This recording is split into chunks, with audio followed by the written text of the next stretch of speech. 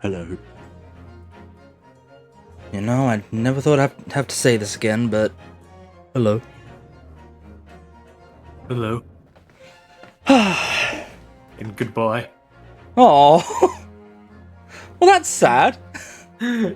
Yeah. Also, is that quote that Sparkle pulled from our first stream of Great Ace Attorney? 14th of January. Let me.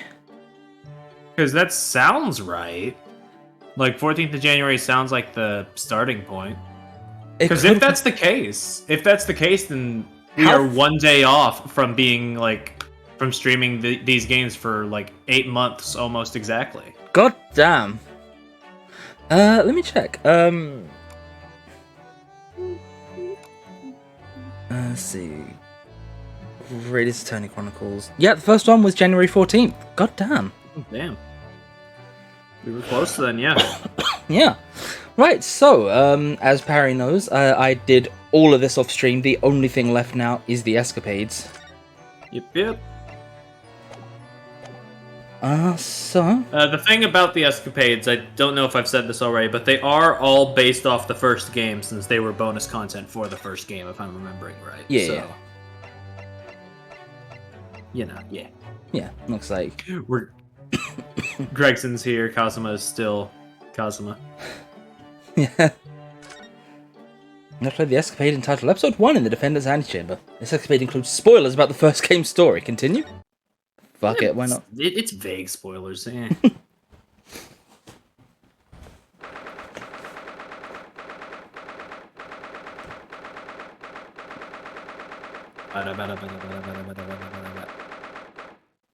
Hey Parry, you happy about the DDD design?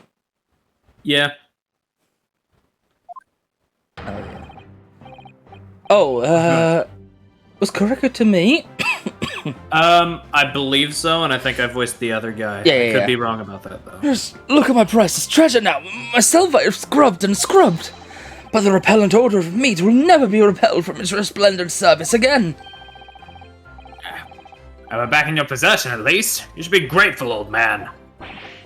How dare you!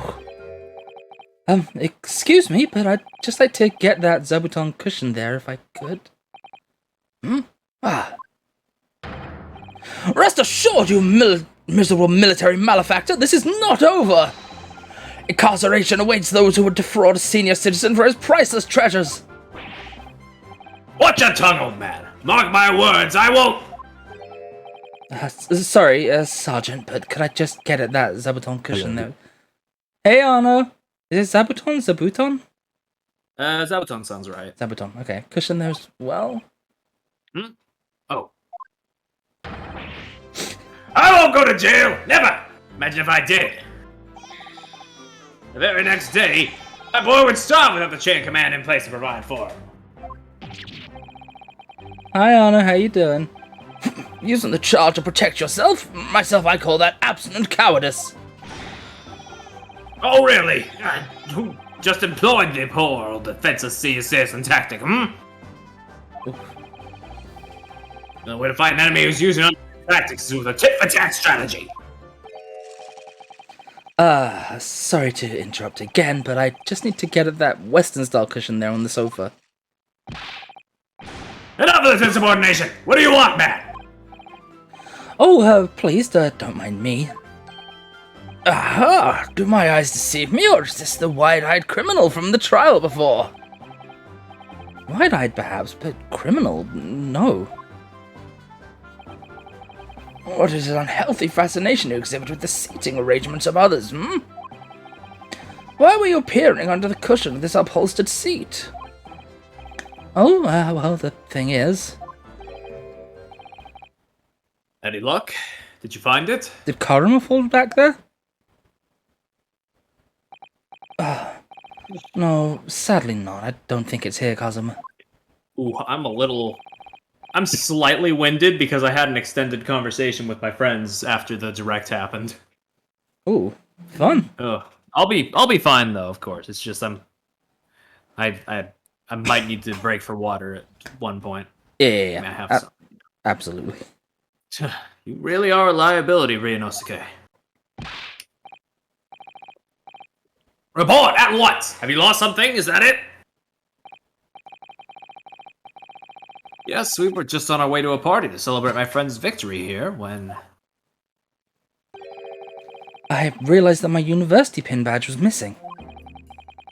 A university pin badge, you say? Yes, from my collar here, you see? Affirmative! Uniform must be kept in prime condition at all times. A missing badge is unacceptable. I thought if I looked around, it would probably turn up somewhere. Like the old tale of the Koban coin and the steak. The old tale. I mean, by this point, it is an old tale now. For us, yes. A parable of which I am acutely aware. But I've exhausted my search now, really. The only logical conclusion is that someone must have stolen... I love the way correction turned there. Because I was thinking it. So someone must have stolen it. Don't look at me. I don't just find any old objects irresistible, you know. You goddamn magpie.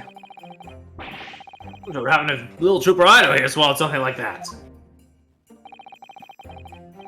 I'm afraid we'll have to give up, Reinosuke. Still, if you tell the office your student number, they should be able to issue you with a new one.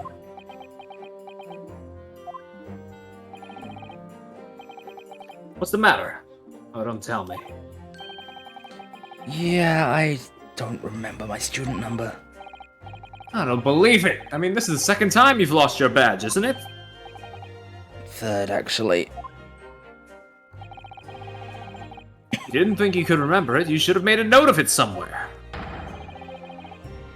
I told you that until I was blue in the face the last time this happened. Yes, I do seem to remember someone telling me something along those lines. It was you, was it? Can't even remember who told you that you needed to remember it? Well, student numbers are 6 digits, Kazuma. Who can remember 6 whole digits? I mean... Yume isn't exactly a long-established university, you know. All of our numbers are still rather low. In fact, they only use the last 3 digits. Well, that might help, I suppose. That might help? Reinosuke, it's only 3 digits you need to remember. Just 3! 3! Sorry, my brain is such a disappointment. Yes, well, anyway, young man, myself, I was greatly impressed with you in the courtroom today. Oh, you mean me? A lawyer already before you've even graduated, and such a loyal friend to this... one. Jeez. This one? What's that supposed to mean? Oh no, I still have much to learn. In fact, that was brought home to me in no uncertain terms only last year. My Achilles heel is spectacularly exposed by my best friend here. Yeah, I told him he shouldn't be an assassin. Indeed? What? By me? This is the first I've heard about it. Yes, by Ryunosuke Naruhodo. That's me! You can't have forgotten, surely. It was last summer, at the speech contest. The speech contest? Oh, that!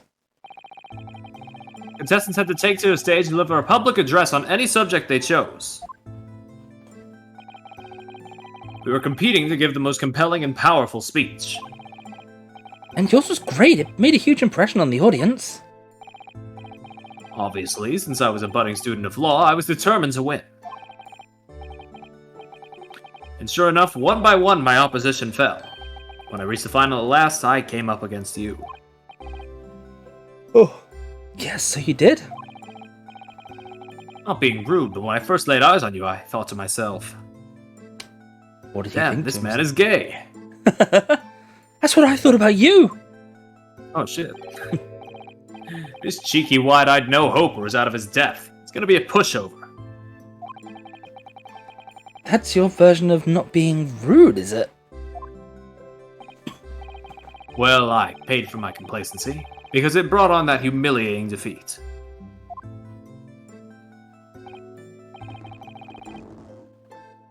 Oh, defeat? How are your ranks compromised? My speech was going very well. I had the audience in the palm of my hand. They hung on my every word. And then, when I came up to the very last line... I just shouted, gay! And everyone just lost it. Yes, so what happened at the very last line? It was supposed to be a climactic end. Unfortunately, I completely fouled it up. Never! You mean you stumbled on your words? Spectacularly. Even now, I can't believe I ruined it. Well, what on earth did you say, man?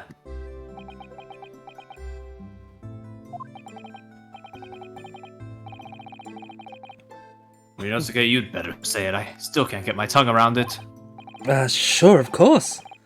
I can still recall it perfectly. When you said at the end of your speech, or rather, what you intended to say at the end of your speech, was this. So arise, ladies and gentlemen, and applaud our forefathers' plight in the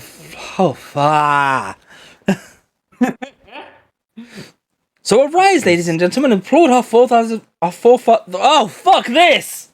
Yeah, you can see why he was stumbling on it. This is where the 3 hours is going to go on this stream. Perhaps. And applaud our forefathers' plight in the fight for filial piety. Filial? I believe so. Or filial, maybe. Filial.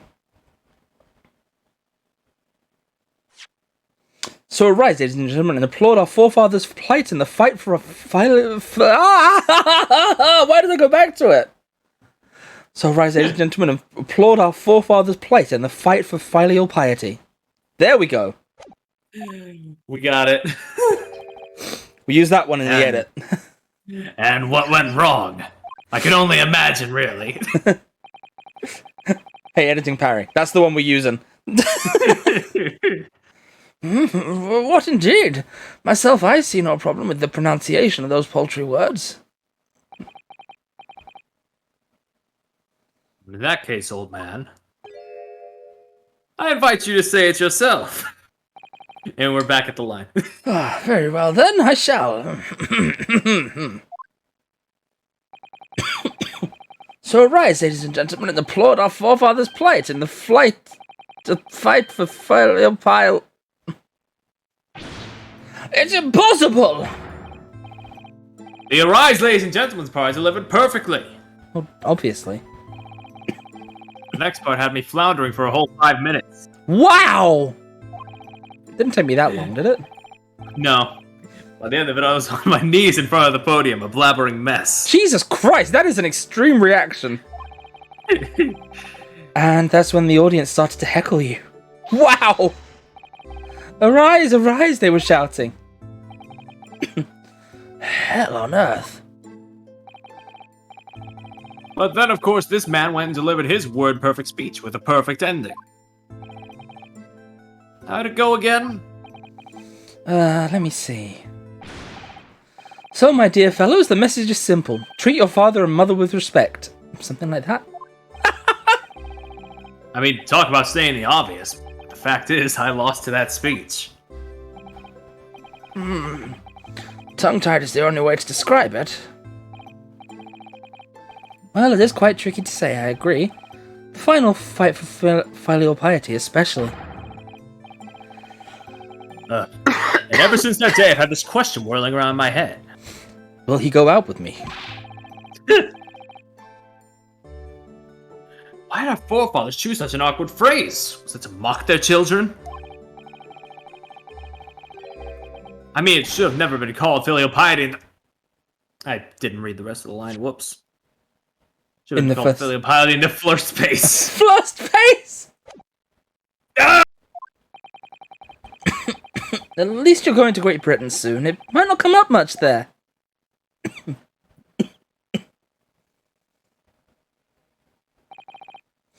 Well, oh, that's you, sorry. Well, anyway. Having lost the accursed contest, I came after you to ask you a question. How is it that you never trip up on your words, I inquired. And you just gave me a broad smile and said... Cock. Speaking fast is my hobby. I mean, really? What kind of a hobby is that? Jesus, actually, yeah, what kind of a hobby is that? Do you think you could take your hand off of your sword? Besides, it's just a way to pass the time. After that, you started talking at me 10 to the dozen, like you were possessed almost. I was. Honestly, you can't imagine the shock I suffered in that day. You really can't. I was possessed by someone from the Fae clan. Jeez. You're right, I really can't. Speaking fast is just sort of hobby I expect a civilian like you to waste time on. Wow, fuck you too. Jesus, yeah. Well, you have to practice, of course, but there are some simple things to start with. Like this famous one, for example. Why do I have to be sick today? Swift samurai sword swipes silently sideways. Oh, okay, that's fine. Ah, yes, even a decrepit tongue and an ailing frame such as mine can find its way around that one. I've no doubt it's just a bit of fun, really. I can't imagine anybody would struggle to say it. Isn't that right, Kazuma? Piece of shit. Swift samurai sword. A blabbering mess, my word, too. It's not just a samurai. Every good soldier needs to be able to handle a sword. That's why I've been busy teaching Ido the finer points of swordplay. None of this wordplay nonsense, Private. Come to think of it. Not long after that, we started to attend lectures together, didn't we? And we got into that debate about family values at the Sukiyaki place on campus. Do you remember? Yes, your argument was full of jokes and puns and wordplay as usual. I remember it well. Oh, was it? In any case... So romantic. I swore that I would never let myself forget the shock you gave me back then. As a symbol of how seriously I took that oath, I decided to wear this, my red Hachimaki headband. What was it? So he has since forgotten the shock, and that's why he doesn't wear the headband anymore. Post-amnesia. I suppose so. I don't know how canon these escapades are, but... You know? Mm.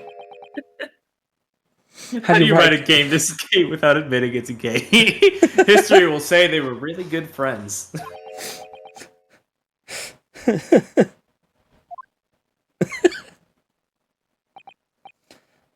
Sorry, Kazuma. Yes? You've lost me there, I'm afraid. I don't see the link.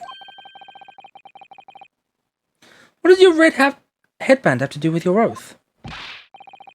Because it will always remind me of that smug look on your face as you uttered those tantalizing words. Tantalizing is certainly a word choice. What words? You mean another tongue twister? I practiced and practiced until my tongue bled, but in the end, I mastered it. How the fuck do you speak so much your tongue bleeds? Good question. Mastered what? Well, I think it's time you heard this, actually. Listen carefully now. Oh, here we go.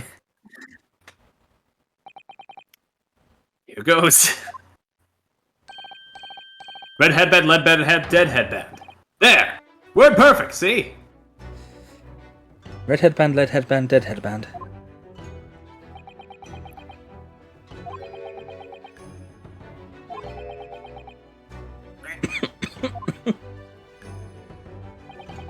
I'd actually been meaning to ask you about that.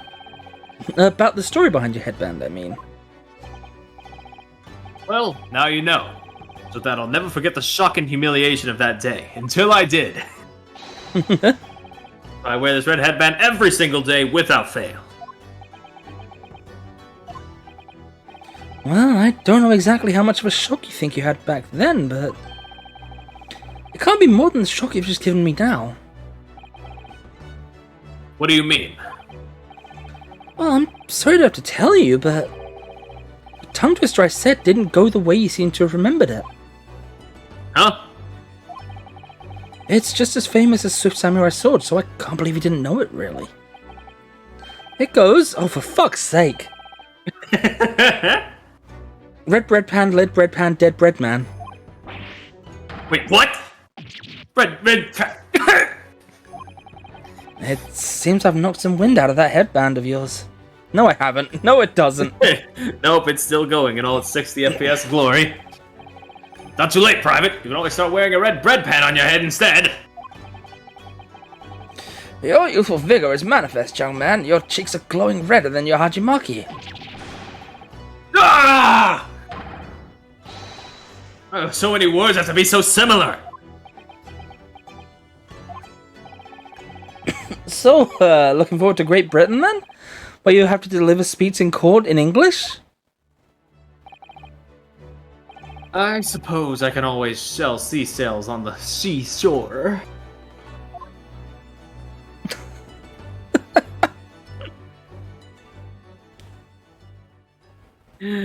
So yeah, now you know the kind of goofy shit we're doing today. Love it.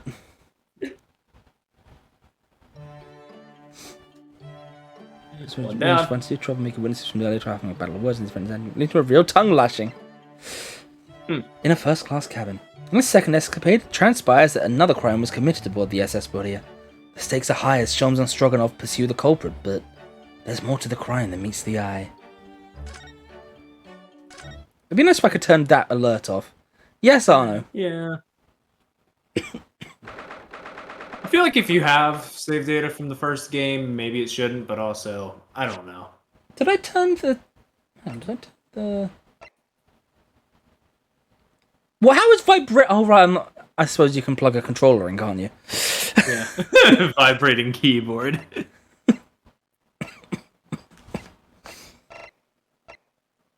I guess it just auto does the text skip thing. Like it's off, but it's still working. Weird. Oh, escapades text to skip from the start. Never mind. Ah.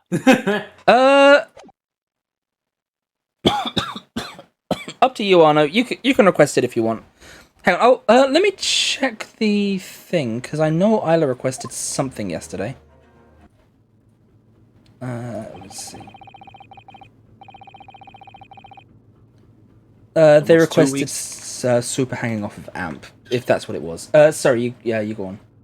It's almost 2 weeks now since we left Japan. I can't believe how quickly time has gone.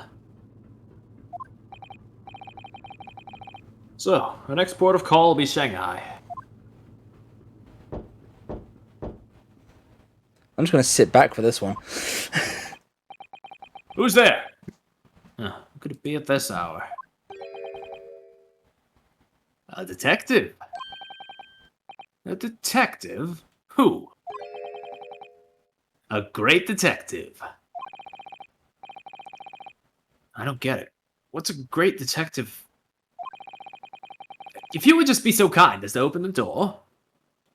I've been standing out here for an hour now. Oh, yes, sorry, of course. The door was unbolted.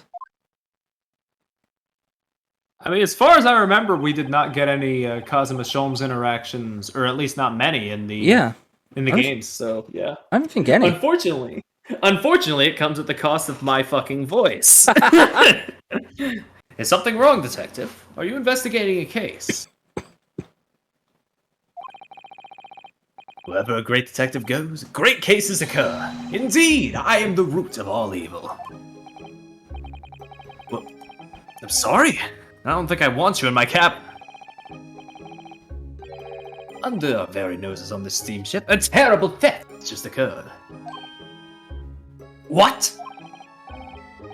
You noticed, I presume, the brief power failure a short while ago? Well, yes, the power couldn't have been out for more than 10 minutes, though. Indeed, yet that was ample time for this wicked crime to be perpetrated. I see. Well, clearly it's a case that needs investigating. Precisely. The culprit ran away in this direction, down the first-class cabin passageway here. Really, the thief came this way. I'm quite sure of it. He may have escaped the attention of the dim-witted crew, but not of the great detective. To that end, I would be obliged if you would allow me to investigate here in this cabin. Well... How curious. Is there some reason why it would inconvenience you to have your cabin searched? Inconvenience me? Well, I'd be lying if I said no. After all... There's a stowaway in that wardrobe right over there. No, Kazuma, don't glance. That shows his greatest strength in these things. Uh-oh. Just me in here, you see. No one else. So you might perhaps want to focus your attention on one of the other first-class cabins. Don't look directly at me, please. I'm not. I'm looking at that lovely teapot to your left. Oh, that is a lovely teapot. But as it happens, you are the only first-class passenger present. The other cabins are vacant. Oh!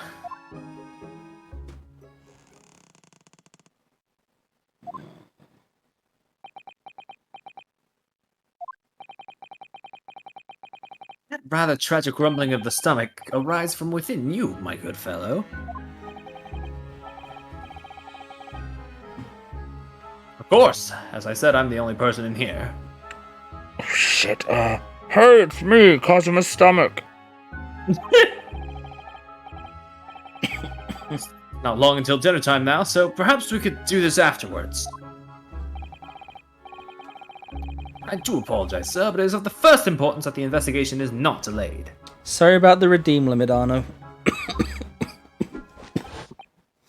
Now, if you'll excuse me. Wait, where'd he go?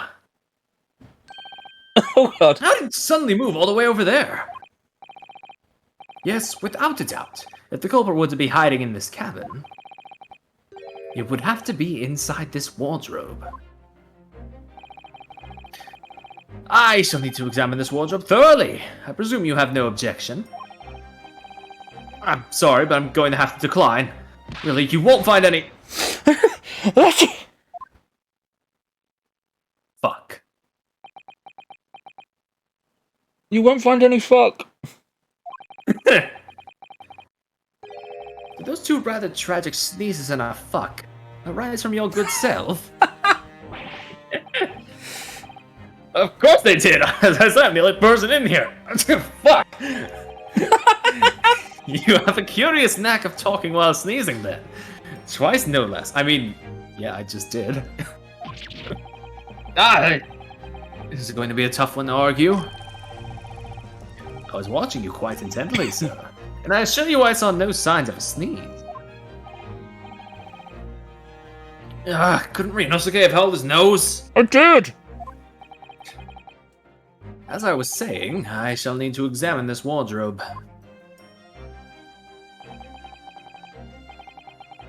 We've had it now then. The game's up.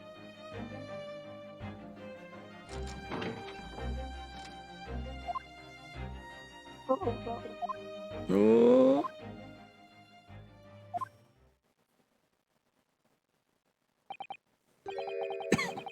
Nobody hiding in there, it seems. What? You seem surprised.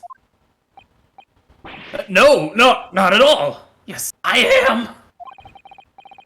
He was in there for sure. I shut the doors on him myself.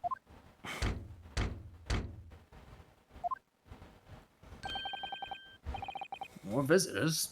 Who's this now?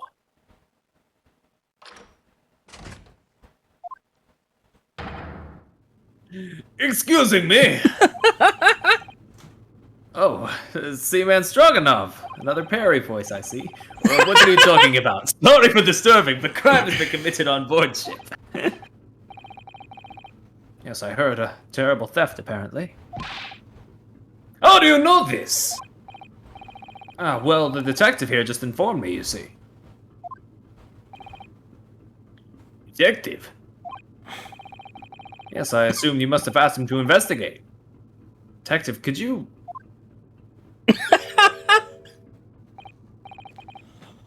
Where'd you go?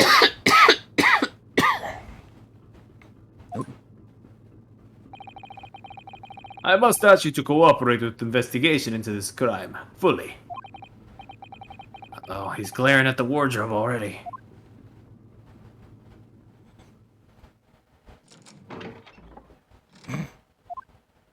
Oh. No!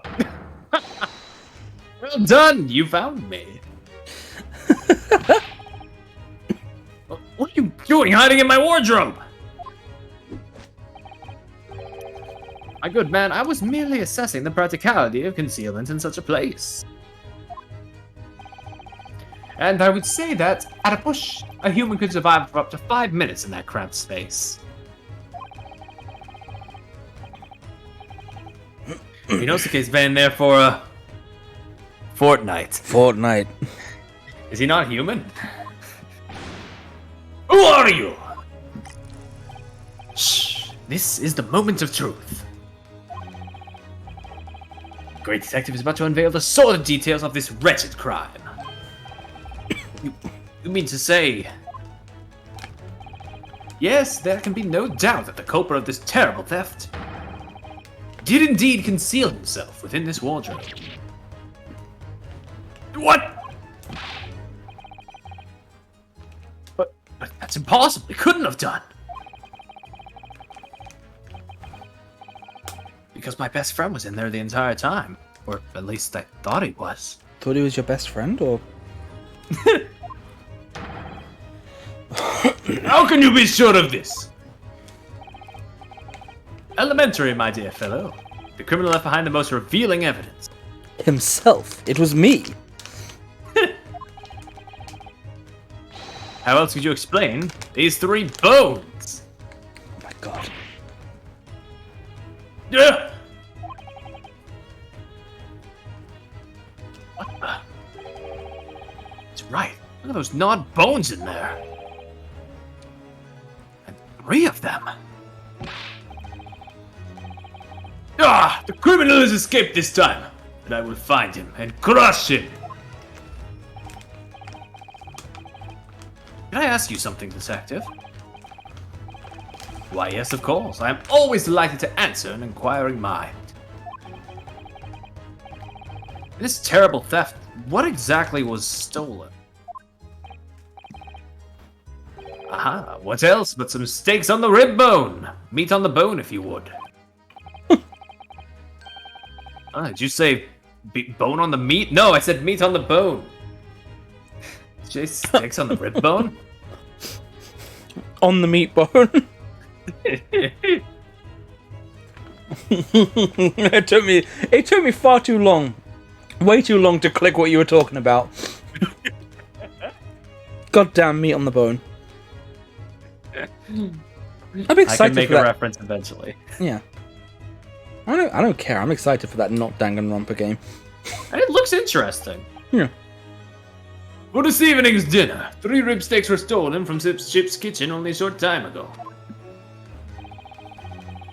There was malfunction with generator and the ship was without lights for 10 minutes. Chef who saw criminal said that he ran away down first-class passageway. And now I am on his tail! I'm afraid to say, dear fellow, that your man is no longer in this cabin. But how? Through the cabin door, no less. Having devoured his haul in this wardrobe, the culprit discarded the bone.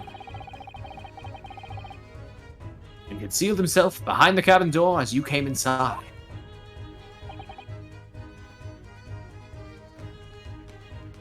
Then, when attention was turned to the wardrobe, he seized his chance to escape through the open door.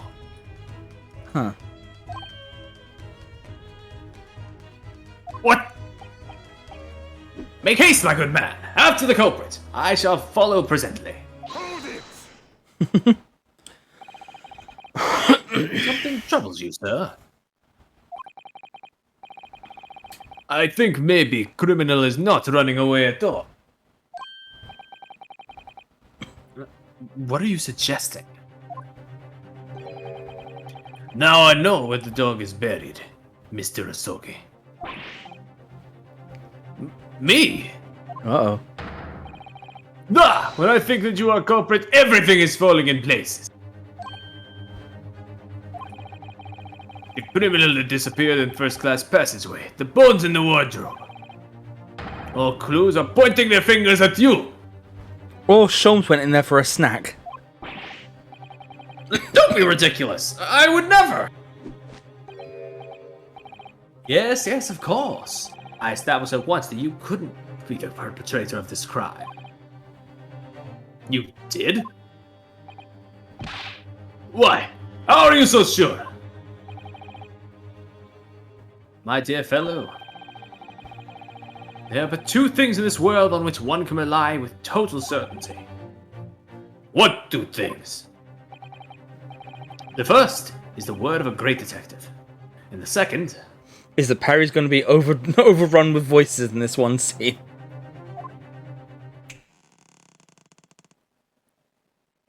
It's going to be Susato, isn't it? Just to add to this. Second is the tragic rumbling of an empty belly. Duh, not again. Still meat, still meat bones on the table here. Oh yeah. When I first entered this cabin, there did arise from this gentleman a belly rumbling so odiously tragic that it confirmed beyond all doubt that the man had not eaten a single rib steak in some time, let alone 3. Sounds more like a creaky floorboard. Yeah. I don't have to suffer this humiliation when I've done nothing wrong. Except for the things you've done wrong. God says I will catch this thief. He cannot have gone far. Indeed, assuming he decided against a post-meal constitutional swim. Well, if you'll excuse me now, my apologies for upsetting your evening.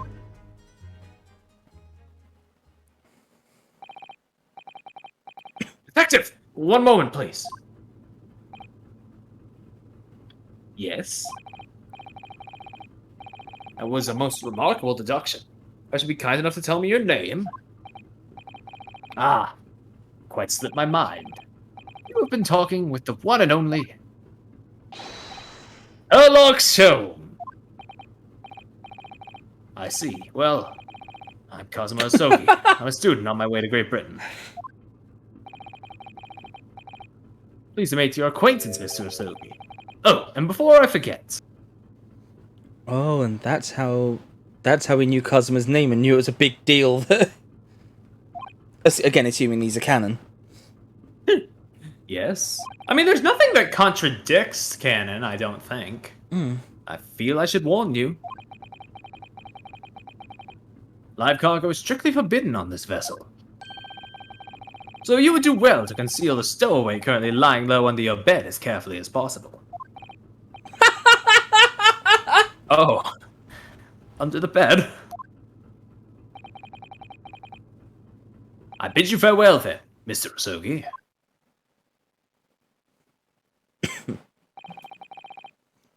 He's uncovered our secret! I suppose I should have expected nothing less of a great detective. I'm a fucking idiot whose head is sticking out from under the bed.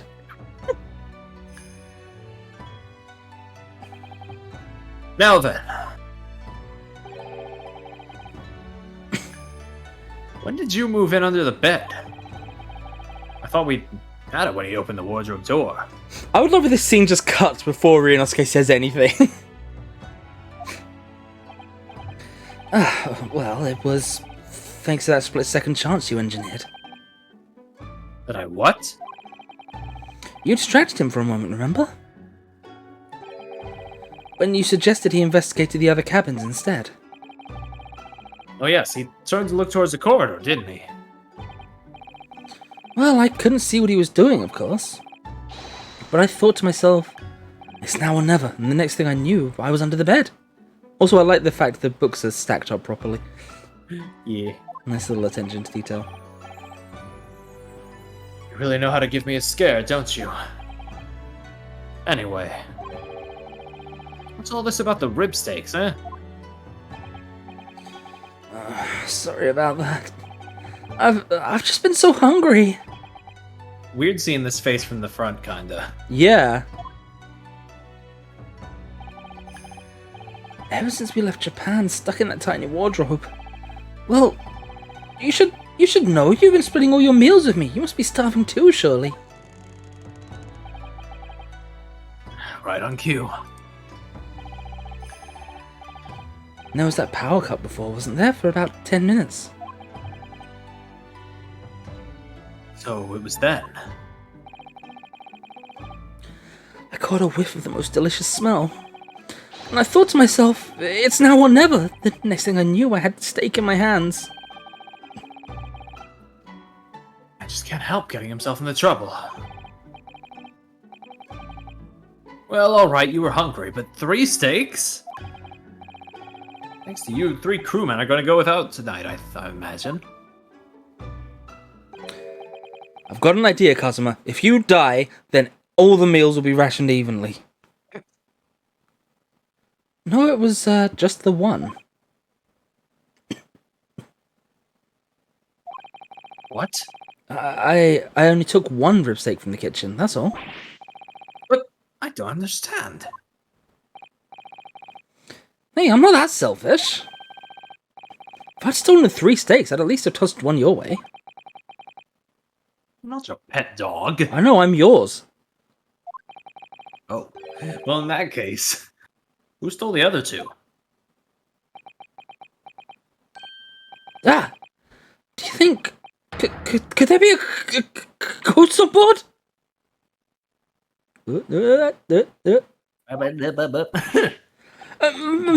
Meat-loving ghost?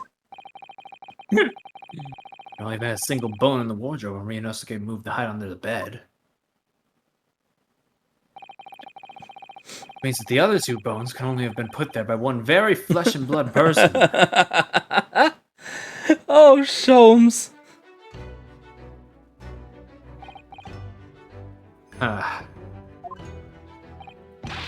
What's so funny? We're on a haunted ghost ship.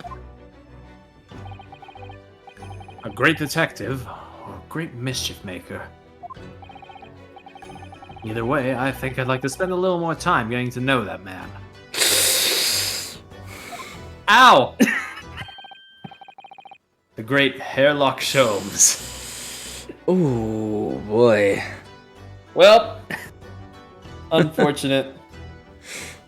I mean, to be fair, he's probably got to know him after the fact now, after we've left. Oh yeah, true. There's every chance he's moved into our old place. Look at that face. He wants to fuck him bad. True. While this lover's just like freaking out about ghosts, he's just thinking about his next.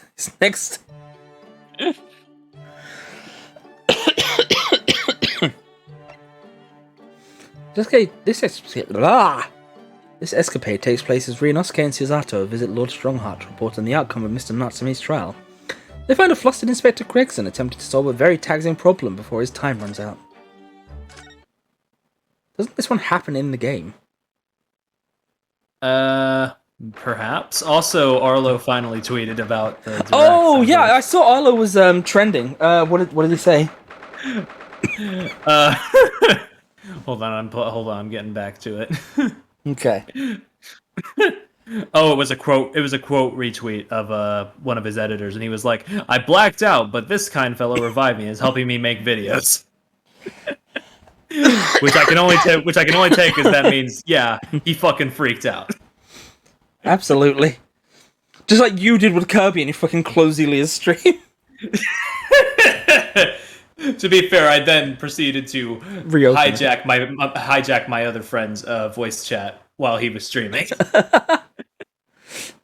I love you got so excited you accidentally just closed a window. Yeah. Oh, if I remember correctly, this one might be leaning towards you, like how that last one was leaning towards me. Oh yeah. I've read Grix and I read Strongheart. Obviously Bruno. Here we are again. I'm still here though. Yeah. Every time we visit here, the atmosphere in this place seems to get more and more overbearing. Mr. Zato, do you want to take the lead on this one? No. Just think, we could be at home with Mr. Sholmes and Iris having a nice cozy breakfast. We have a duty to report the outcome of the case, especially since we're guests here in Britain. Oh, actually, no, this one doesn't happen. I was thinking this is post McGilded, which is when you first meet Gregson, isn't it? The morning after the McGilded trial. I believe. Yeah, beginning of case 4. Oh, right. Oh, we have a duty to report. Oh, yeah, I think I read that already. So I'm afraid this visit couldn't have been avoided. I suppose not, but is there anyone here? Is there even anyone here? You could hear a pin drop in this place. It's too solemn for its own good. It's very quiet, isn't it? The only sound is the ticking of the great clock as it keeps perfect time. Oh, Arno, you'll appreciate this fact. Oh wait, you're in Parry's Discord. No, you might not have read the spoiler tag. I kind of realized, you know that dance Sholmes does at the end of the last case? When he's a hologram, and he's like dancing as the one guard tries to get him while the other one just stands there watching. He's probably doing that dance in front of Queen Victoria. Yep. Oh, well, you need to go back and watch the VOD, man. Yeah. Tick tock, tick tock, tick tock, tick tock.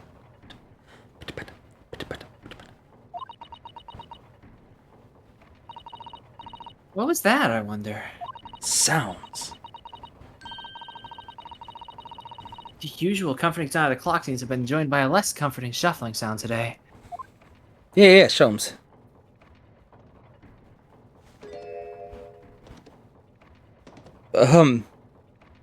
What's going on? Are Sholmes and... I mean, not Sholmes. Are Strongheart and Gregson,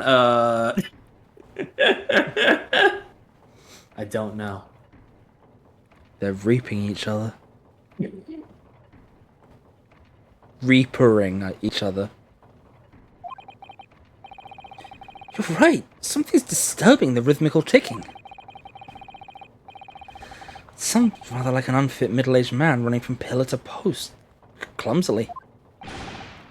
Who are you calling unfit?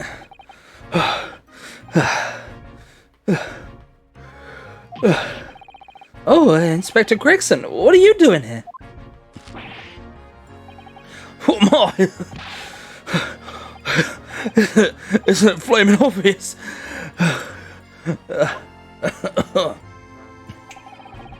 58 seconds remaining, Inspector.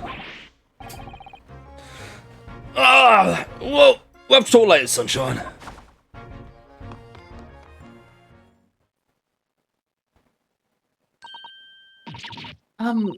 Good morning, Lord Strongheart.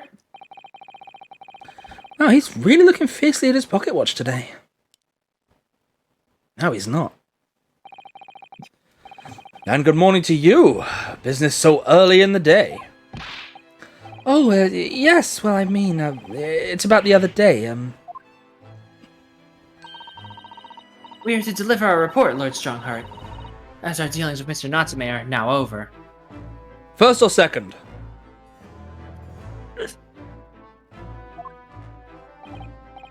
Ah, yes, the little Japanese man. I've already cast my eyes over Van Zeeks' report.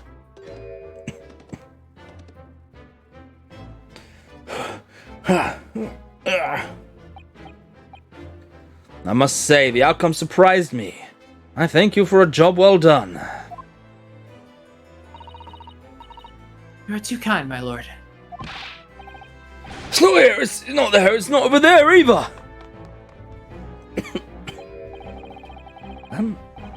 I hope you don't mind me asking, but what exactly is the inspector doing? He's been herring around between the bookshelves, looking beside himself with worry. He's looking for a particular work, The Lion's Pride. There's an all too familiar title.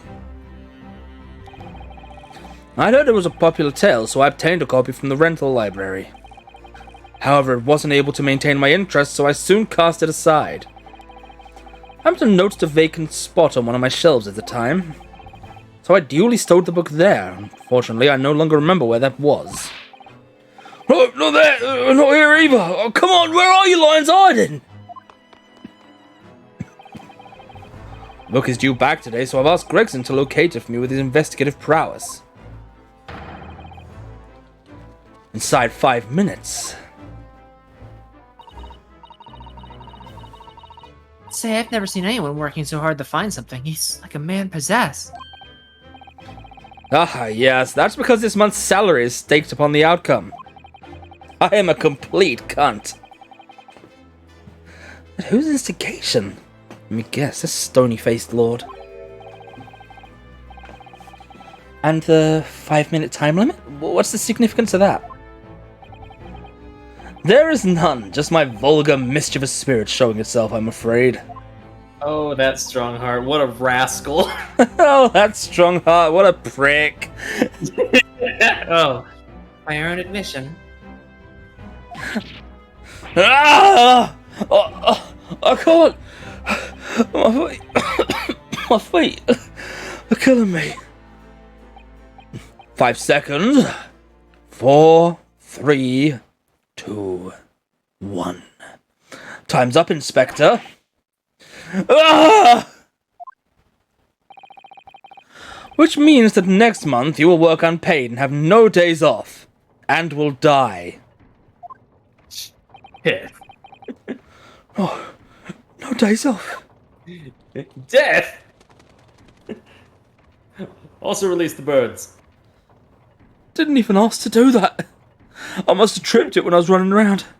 There really are just so many books here, it's overwhelming. For some, perhaps, I've purchased every book, new or old, on the subject of law from all over the globe. I never believed it a few short decades ago. A place like this couldn't have existed.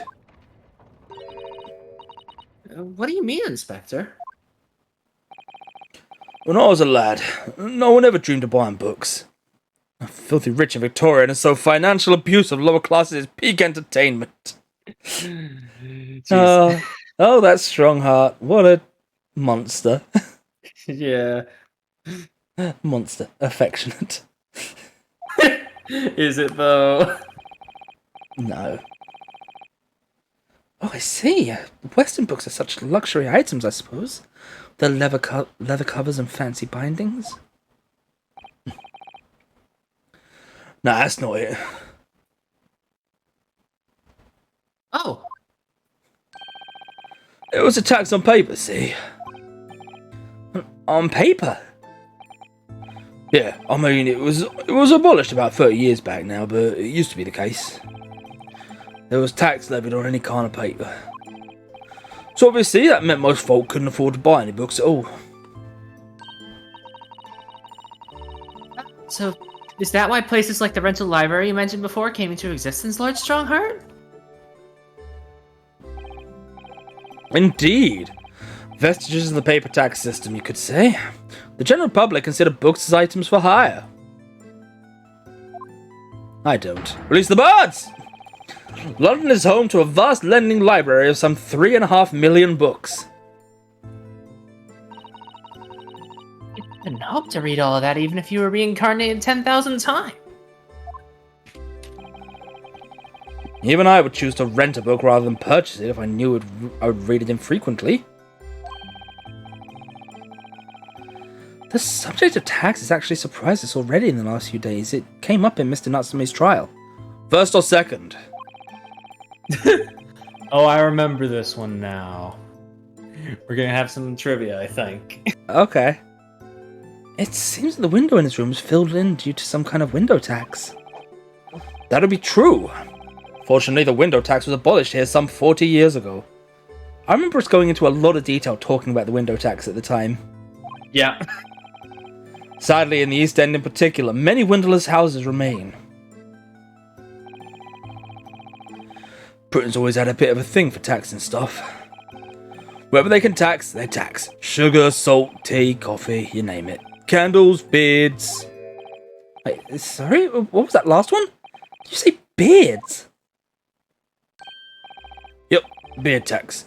Never heard of it. Never? Why should we have to pay money just because they let their facial hair grow? You may well ask. I suppose it's because it makes them look self-important. Now holders will have a strict family policy and no facial hair, I think. This is reminding me I need to shave later. Same. You can relax. The beard tax was confined to the annals of history long ago. Even so, it's clearly something the British really love. Paying taxes, I mean. No, we fucking don't. Paying them? You got that back to front, sunshine. But you can't deny you've had a lot of funny taxes over the years. You'd never find anything like that in Japan. Would you, Mr. Zato? In actual fact, I'm afraid to say that you would, Mr. Naruhodo. What? No, you don't mean...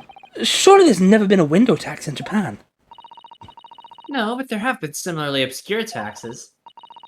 For example, in the Edo period, there was a frontage tax. What was that? It was a tax not on windows, but on the entrance to properties. Larger a property's entrance was, the greater the tax that was levied on it. Even today, some mansions survive with extremely narrow entrances due to that old form of taxation.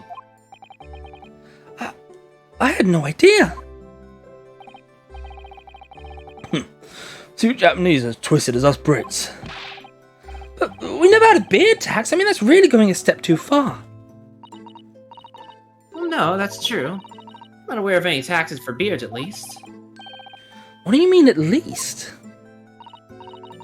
Well, rather than tax them, the shogunate did once prohibit them outright. The ruling class prohibited beards? It was called the Great Beard Prohibition. It was an Edo period edict. But why do the powers that be want to ban beards? Because it makes people look self-important? Just an idea. It would seem that the rulers in the East and the West have very similar ideas over the years.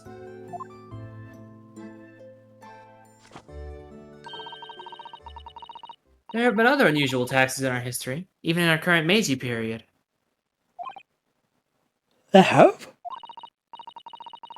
For example, though it was before either of us were born, there was a rabbit tax. There was a tax on those adorable fluffy creatures? Like the ones who make mochi sweets on the moon? What? Yes, there was an extremely large tax too. The government demanded extraordinary sums of money. I think it's like a Japanese, folktale or something about rabbits on the moon. I could be mistaken about that, though. This just gets stranger and stranger. What was the reason for that bizarre tax, then? Well, after Japan opened its doors to the world, there was an unprecedented rabbit boom in the Meiji capital. A boom? Sonic boom? Yes, eating rabbits became hugely popular. New species were traded at exorbitant prices. People were even swindled out of all their money for exotically colored rabbits. Like coloured chicks, I suppose. I would imagine, though. Rabbits are so timid and quiet. Wouldn't have thought one could bankrupt you. On the point of Sonic boom. Is Frontiers out this year? I've lost track. Yes, November 8th, which Holy I believe is either the day of or the day before God of War, so... Holy shit. Yep! The new stuff they've shown has been a lot better than that first preview, though, so I'm looking forward to it. Yeah, no, I've seen... I haven't seen the stuff, but I've seen your reactions improve over time in the Discord. Yeah. I know, before we were saying that maybe that wasn't an early build from the IGN thing, but no, it definitely was. Well, that's good at least. Yeah. So in response to this worrying social vogue, the government imposed a rabbit tax.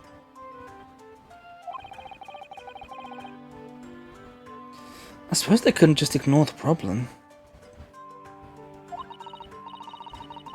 It works because the rabbit boom came to an abrupt end. 6 years later, the tax was abolished.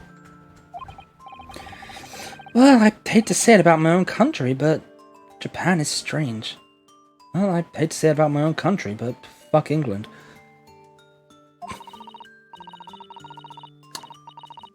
Don't kick me out of the country, please. But there's more. After the rabbit tax was abolished then, of course,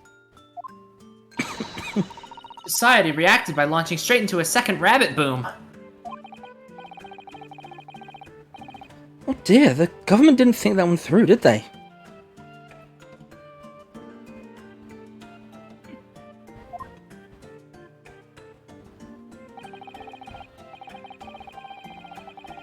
Your ideas about the world are very much altered by the position you hold in society.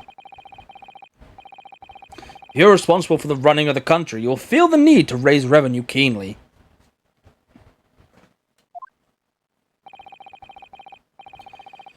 Without a stable taxation system, the old country will go down the drain. Would it though? I don't know. I'm not wise. Well, yes, I suppose so, but some of these taxes... I'm just saying shit, I don't know. We are not educated. we are educated. We've both finished university. Yeah, I graduated college. Yes, same. We're educated, just not in taxes, arguably. That's precisely why ministers of state use their wiles to invent new and novel ways of taxing the public. Novel ways?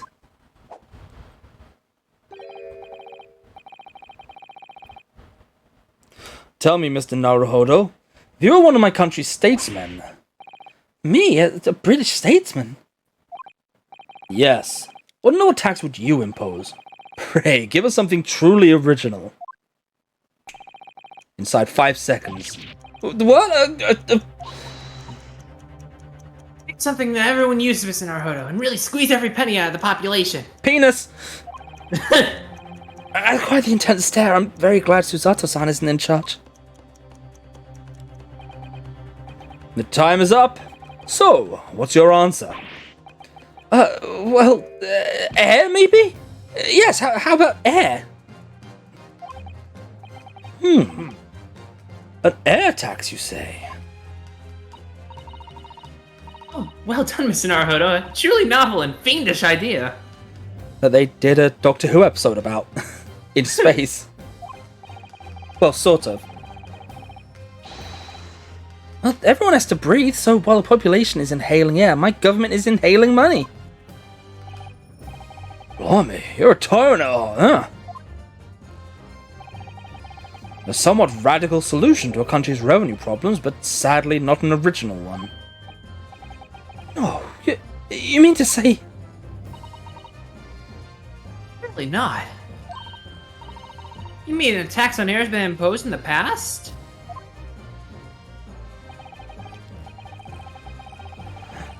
It was last century. The finance minister of our neighbor France proposed it. What? If I ever go for a visit, I'm holding my breath. That's racist, Naruhodo-san. Unsurprisingly, it was strongly opposed by the public and soon scrapped. The minister didn't last long either. Oh dear, although clearly that would have been an untenable situation. The public at large are a force to be reckoned with. Don't I know it? How about you, Inspector? What new tax would you impose? Okay, Anna, thanks for coming by. Have a good evening. Let me see. My first thought is a tax on objections. Sorry? Been hearing far too many of them recently in court. There's a particular lawyer I have in mind as it happens. Lord Van Zeeks. So I think an objection tax would be very handy. Good to see you don't allow your personal feuds to influence your work in public office.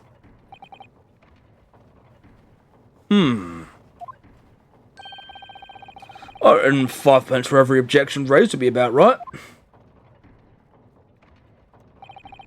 A most amusing proposal, Gregson. A most unamusing proposal, my lord. Well, bye. Bye. Oh, okay, we're not done. Yeah, no, not quite. Well then, I think it's your turn now. Sorry, my turn for what? Oh my god. Why, what else? To locate my missing copy of The Lion's Pride. Oh. It's on one of the shelves in this room, of that I am certain. Now I shall give you 10 minutes. I'd like to stake your student stipend on it. Fail to find the book, and you forfeit next month's payment. Objection! That'll be 5 pence. Time starts now. Oh, and one more thing. I believe you just said the word objection. Kindly leave your 5 pence over there before you begin combing the shelves. This tax is going to be the death of me.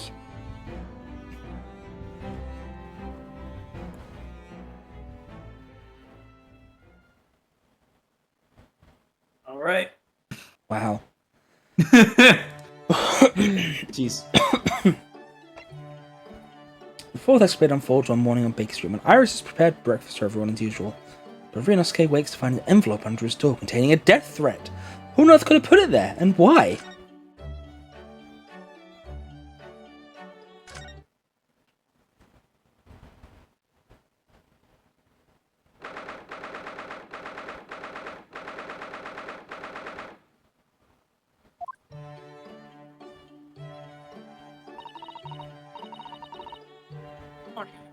Good morning, Mr. Sholmes.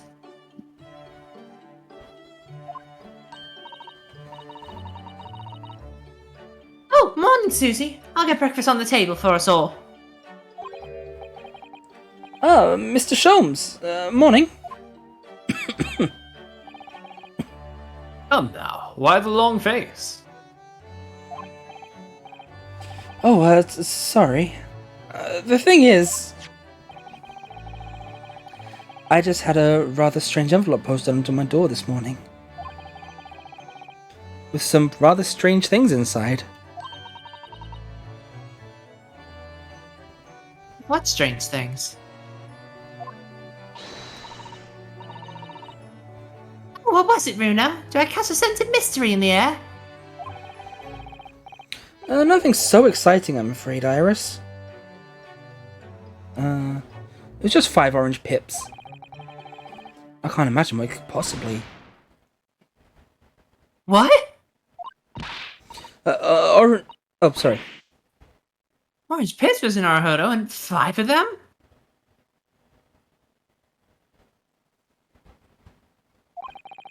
What's the matter with you? That's a bit of an overreaction, isn't it? An overreaction? Mr. Naruto, you don't understand.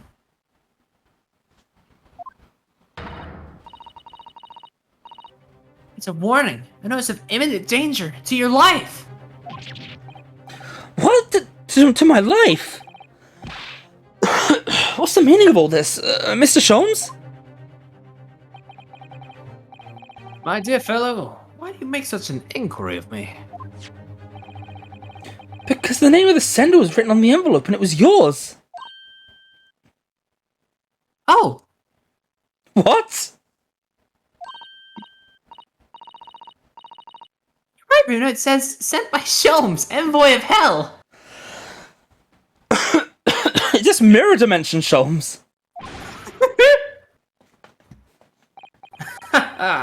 So, my little ploy's been exposed. Well, so be it. Cast your mind back, if you will, Mr. Naruto, to the time of our dining last night. Oh, yes, Mrs. Sato cooked Japanese food for us. Indeed. In particular, you may recall the final Norimaki sushi roll that I was about to savor. That is before you swooped in with a clacking chopstick and filched it from under my nose. Oh, I assumed because you'd left it that you didn't want it. I left it, my dear fellow, because I had planned to enjoy it as my very last mouthful. It's weird to see him do this pose without a smile. Yeah. Surely you must have noticed my intent by the subtle dilation of my right pupil. Perhaps a clearer sign would be helpful next time? Just an idea. In summary, the post you received earlier is a notice of your impending revenge. You should be quaking in your boot. Really? Because I went straight out into the garden and planted them. I'm hopeful we may grow some exotic fruit. No point sending a notice of impending revenge if the person you sent it to doesn't know what it is.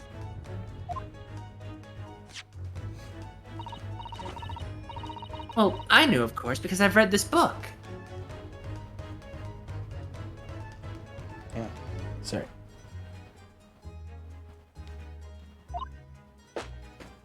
Adventures of Sherlock Holmes, on sale now in all major London bookshops and receiving rave reviews. Oh, yes, of course. It's finally been published, hasn't it? I hear it's selling very well.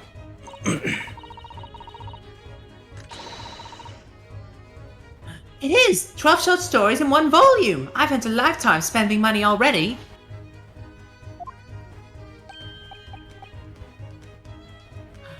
Oh, just a sec. Mm-hmm. Oh, it has been further bolstered by my name. In fact, only the other day, a Bohemian king sought to engage my services. Really? That's extraordinary.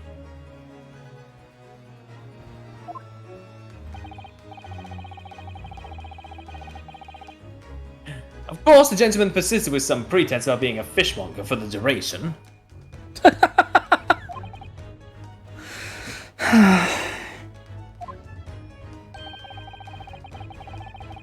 But only a fool would presume to be able to deceive my eyes with such a charade.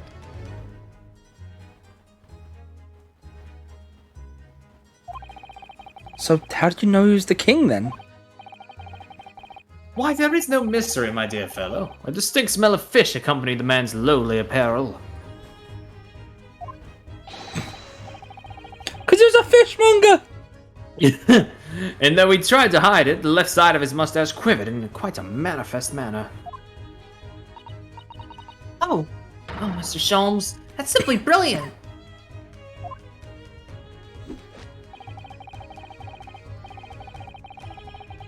Having neatly resolved the case for the man, I was sent a quantity of fresh cod as a mark of his appreciation. I think perhaps you shouldn't discount the possibility that he actually was a fishmonger.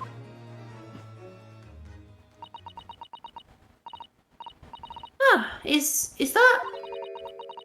Anyone else smell burning? Oh, yes, you're right. And look, smoke! I think maybe... Fire! Fire! There's a fire, everyone! Really? Fire? You must leave at once! Everyone out of the building! I'm going to keep shadowboxing! Is now the time for this, Mr. Holmes? No! Oh, wait, I have to go back to my room first. Are you deranged? If you're not asphyxiated by the smoke, the flames will burn you to death! But my Dharma doll, I can't let my Dharma burn. It means too much. Sorry, but I'm gonna make a dash for it upstairs. Oh, Bruno, you're so funny. You know you're about to die. This is no time for jokes, Irish. Go, Irish. There's no time for jokes, Iris. Go quickly, get out of here. There is no fire. Is there, Hurley? Huh? What a delight to see that ploy enacted in the flesh. I wouldn't have dared to dream I should be so lucky. Mr. Zato?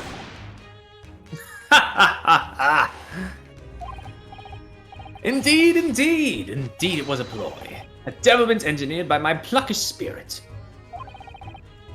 It was all a trick, but why? It's a simple experiment of the mind, Mr. Naruhodo, when his life is threatened.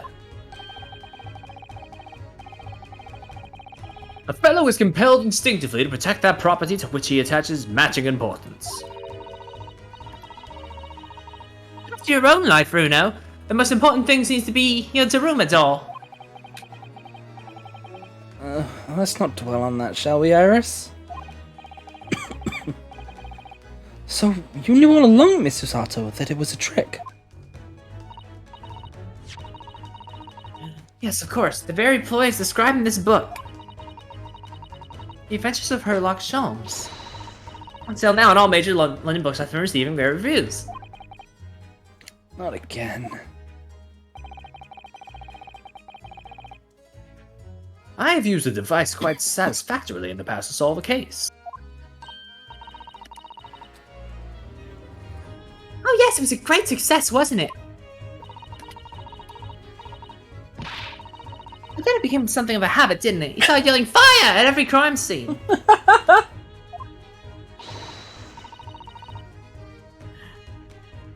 In the end, people started to pay no attention to you at all.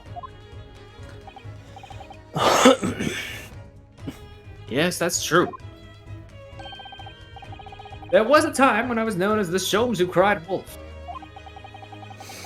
I think there's a lesson to be learnt in there somewhere. But sadly, my little ploy failed to yield results this time. Iris was utterly unmoved. What do you mean?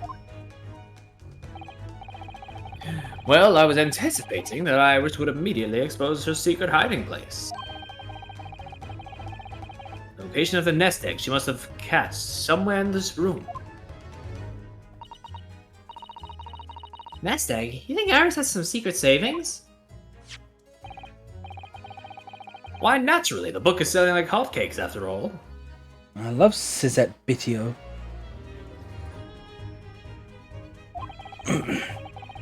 It's a simple deduction, indeed, to conclude that the profits must be concealed here within these walls. Oh, Mr. Sholmes, are you in need of money? Ah, I bet I know what it is. It's that new microscope that's going on sale, isn't it, Hurley? What else? I have such a strong desire to own one, but my purse is £1 too light. And as no offer of a loan has been forthcoming, I've been forced to resort to an alternative stratagem. Sorry, Hurley, but I'm not falling for that. Not coming from the Sholmes who cried wolf. Ah, how vexing. You really shouldn't be trying to steal a 10-year-old's savings, you know. The book is full of little tricks like that, you see? The armory of the great detective. God damn. Except that in this case, both the orange pips and the fake fire fell a little flat, didn't they? I have plenty more tricks up my sleeve. Take, for example, the case of the Boscombe Valley mystery. I'm already filled with dread just from the title. It is a tale of extraordinary skill on the part of the great detective. The skill of tracking. Tracking? When I arrived at the scene of the crime in the eponymous valley, there were footprints everywhere. I was immediately drawn to one set in particular. Oh, Mr. Sholmes, your detective instincts are truly remarkable.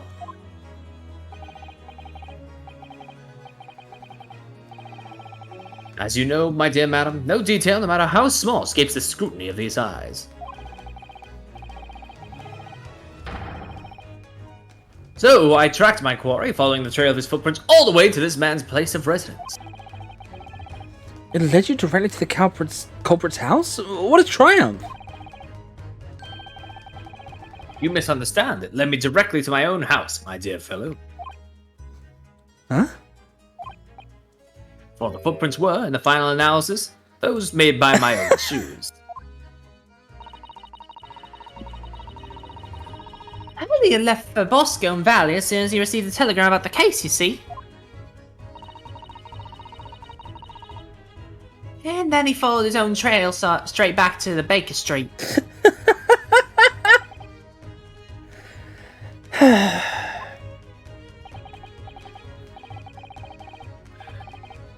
Now then, now Iris, please, you make it sound almost humdrum, but I assure you it is no easy feat. Tracking of this nature is a skill possessed only by the great Herlock Sholmes. You're right, it really is extraordinary.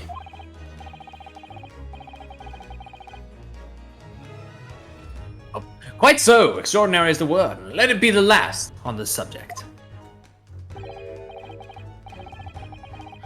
Anyway, needless to say, I subsequently went on to solve the case with various other deductions. Yeah, it's the various other deductions that I'm interested in. Ah, well, you shall have to read the book then. I'm sure Iris has penned it with her usual flourish. Oh, absolutely! I put an ingenious spin on the great detective exploit. Must have been very ingenious to make this man sound even remotely credible as a detective.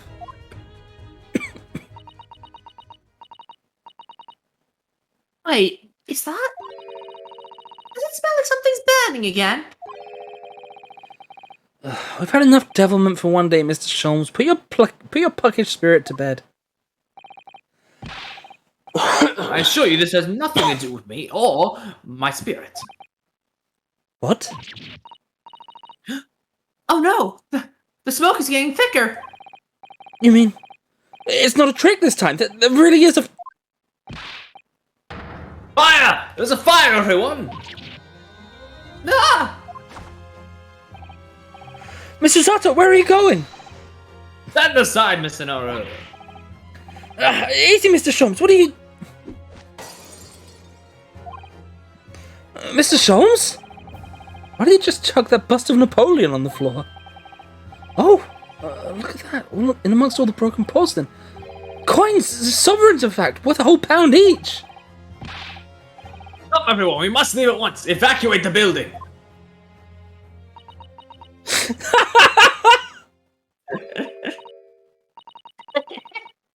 You fell for it, Hurley.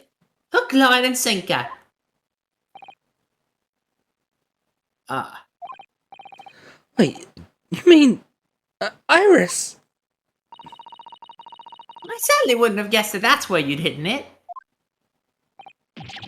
Do you mean to say that this smoke was... My own puckish spirit needs to come out and play sometimes too, you know. What? Ah, of course!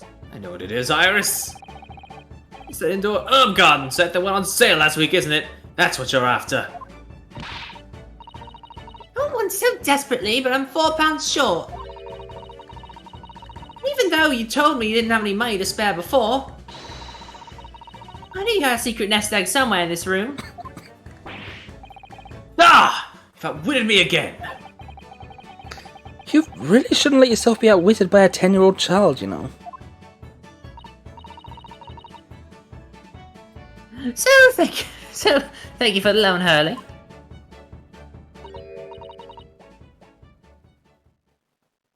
Oh, but wait. What's the matter?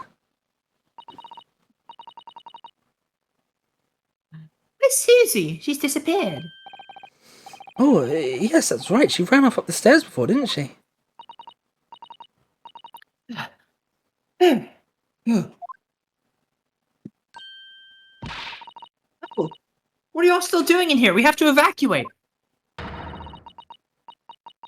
Won't be long before the fire is...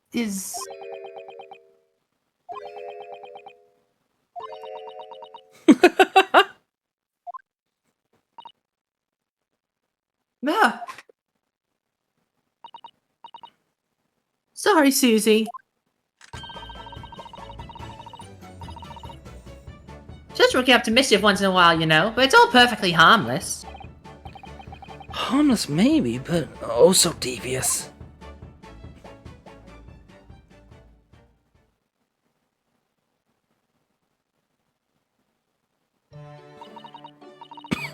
Well, at least nobody was hurt. apart from Napoleon and my secret hoard. Now tell us, Mr. Sato, what is it that you went so fleet-footedly to catch? Or fetch? Sorry? Oh, no, nothing. This is nothing. Jeezy, that's your notebook detailing all of Runo's trials, isn't it? It's bulging up the seams. Huh? Ah, testament to the various people you helped over the past months. Mr. Sato, The various people, you mean all 2 of them? Magnus McGilded, the actually guilty man, and, what's his name twice? Suzeki twice. Yeah. Well, I am your judicial assistant after all.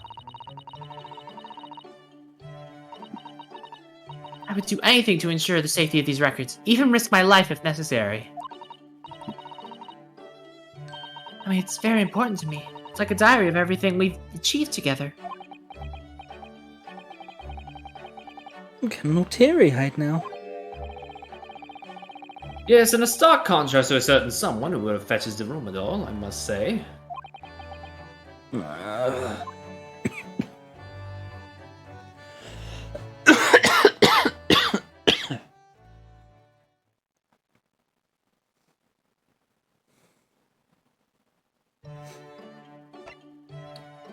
Escapade in Naruhodo's legal consultancy, where Susato appears to be rather irritated.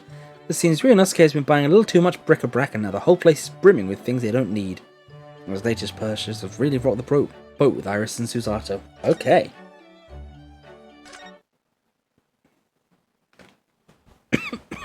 All right.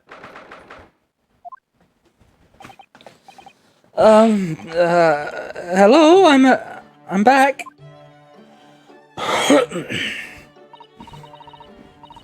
Oh, hello, Mr. Naruhodo. Did you have a good outing? Hi, Runa. What's the matter? Your eyes are as big as dinner plates.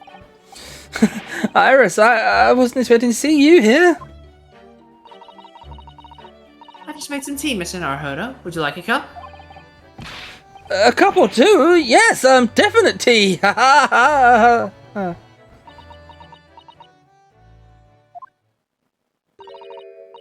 All right, Runa, that was kind of cringe. What's going on? You're acting extremely strangely. What, me? No, not at all. No. I'm as normal as cringe? Never.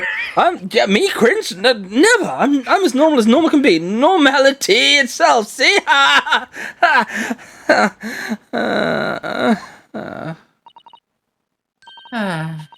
again, Mr. Naruhodo.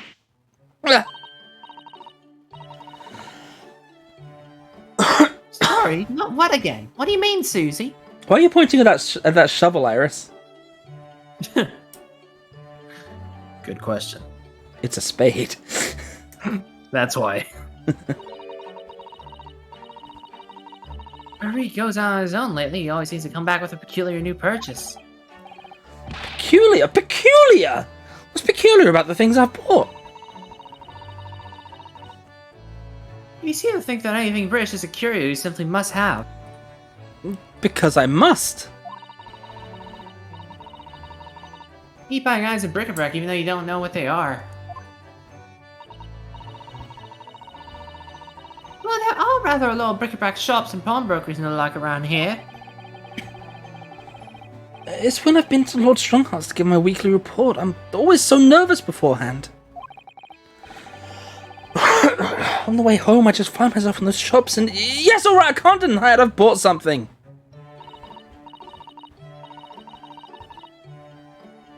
You're right, you can't deny it because your eyes are wider than ever.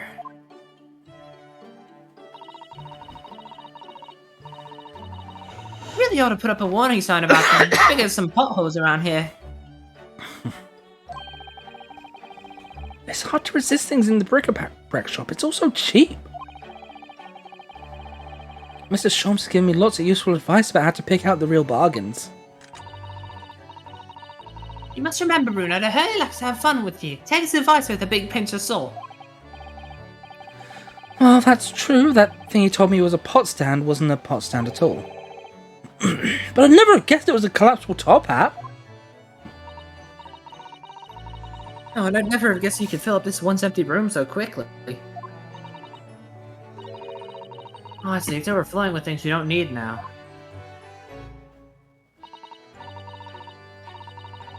I mean, look at those scales. Not once have you weighed something on them. I know, but ever since I first stood at the defense's bench in court, I don't know why, but I just really wanted my own little set of scales. Let's see if they're missing Naruto. What have you come home with today? Oh, well, it's, one of these.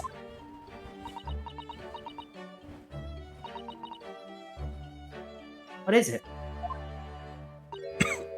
It's all dry and shriveled up in a bowl. Sonic the Dehydrated Hedgehog.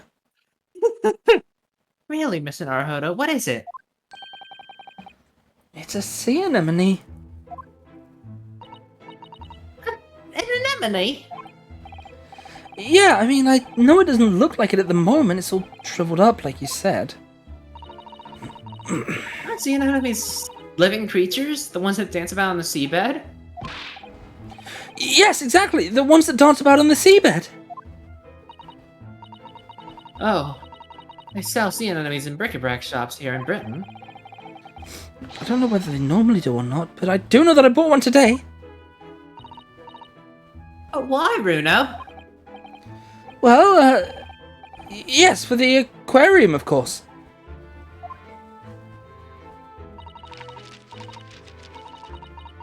Aquarium? I don't know that word. Well, according to the shopkeeper, keeping sea creatures in tanks was hugely popular here in London before. Oh yeah, some people have some beautiful fish in seawater tanks, it's true.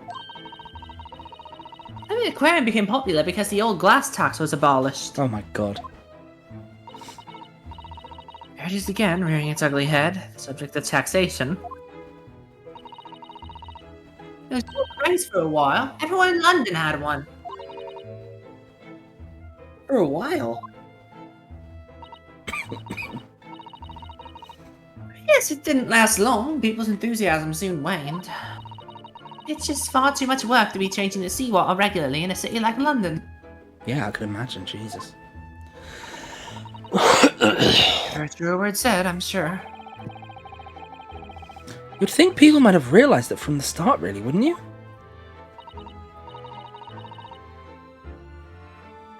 Anyway, that was long before I was born. Now everyone jokes there's an unloved aquarium covered in dust in every attic in the capital. And it's true, there's one in this attic too.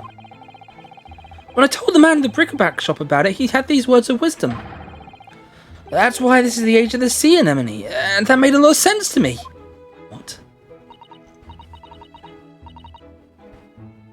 It made sense to you, did it?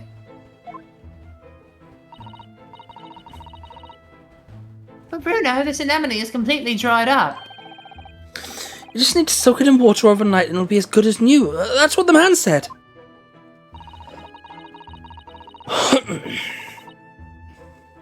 I'm not sure it works in the same way as dried wakame seaweed, Mr. Naruto. Once I've saved some money, I'm gonna buy some prawns to keep this little fella company.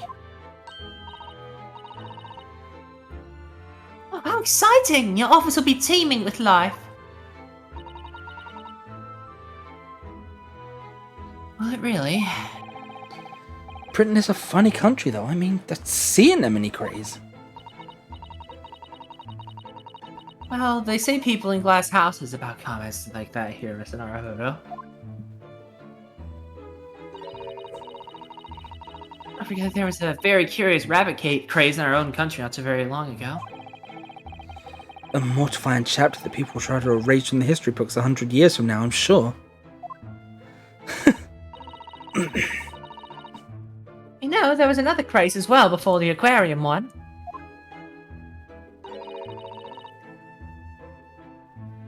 Have you heard of what Wardian Case is? What? No, I've definitely never heard of them.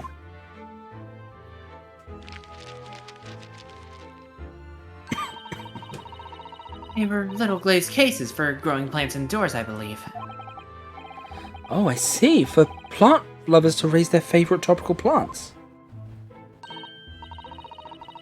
That's right, like different types of ferns. Ferns? You mean those rather dull plants with lots of fronds for leaves? They're not dull at all. Ferns are lovely plants. I think people want to recreate the exotic foliage of the tropics in their own homes. So they grew ferns? I mean, ferns, sea anemones... Londoners certainly have a knack for the obscure. I thought they said obscene for a second. Well, thinking about it... My grandfather loved the moss on his bonsai. He looked after it better than the trees. Seems like the more obscure something is, the more it interests people. Maybe. Anyway, the water case craze didn't last very long. Now most of those little glass cases are just gathering dust, I think. But haven't I seen one in your room, Iris? Ooh, very observant of you, Susie. Yep, that's right. Mine's certainly not gathering dust. I grow tropical herbs on it. In it. In it. In it. Well, Mr. Naruhodo, I really must ask you to stop all this frivolous buying of strange things. Yes, alright, sorry. It's just that... Think about Mr. Sholmes' room. There's all sorts of peculiar trinkets lying around. Oh, well, yes, that's true. They seem to be growing in number. Recently, I've noted a blowpipe, a few beryl crystals set in a twisted piece of gold, a gold-rimmed pince-nez. I spotted a small gramophone record in there the other day, so I slipped it onto the gramophone. Oh. It was just a whispering voice saying Norbury and nothing more. What could it possibly be about? The memories of cases that Hurley solved over the years. Exactly, that's what I want to create in here, just that sort of atmosphere.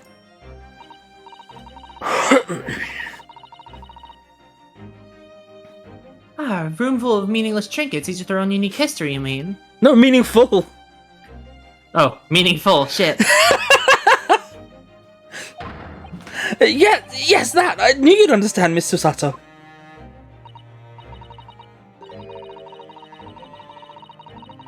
But Mr. Naruhodo, none of the things you've bought for the room have any connection with any of our cases. Oh, don't they? They don't. Well, for example, take that splendid but rather weather-beaten top hat. That reminds me of the evil Irishman we saved. Illegally. That wasn't used as evidence in any of the cases we've worked on, was it?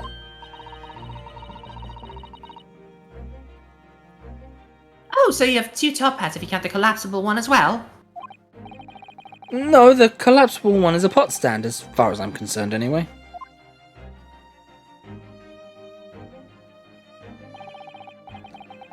But the other day when we were caught, they were everywhere, weren't they? Top hats, I mean. Hello. Hello. No, it's in sepia tone. You should have done the echo. Oh yeah, good point. Hang on. Where is it? Well, here in Britain, of course, they're a mark of a true gentleman, so that's hardly surprising. Hello.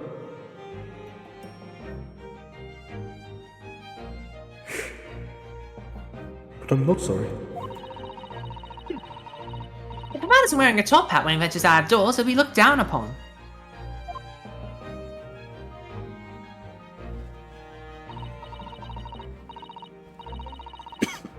Gosh, it's very strict rules, doesn't it? The English Gentleman's Code. I've been wondering how to look in a top hat recently. After all, my university uniform is black as well, so I think it'd be very in keeping. Oh, what a good idea. Go on then, Runo. Try it on.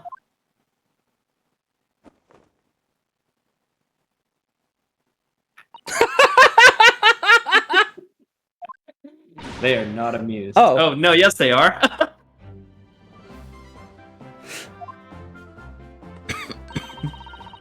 lesson here, I suppose, is that the juxtaposition of student and gentleman is just so strange and wrong.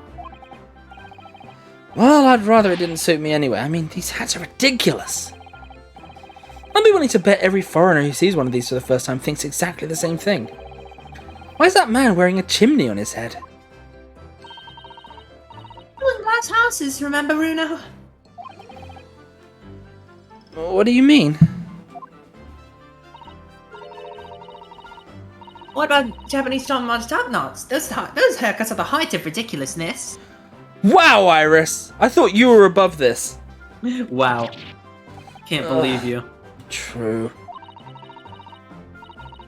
At least you can take a hat off. Once you have a top-notch, it's on your head for good. Wow, Iris, I thought you were above puns.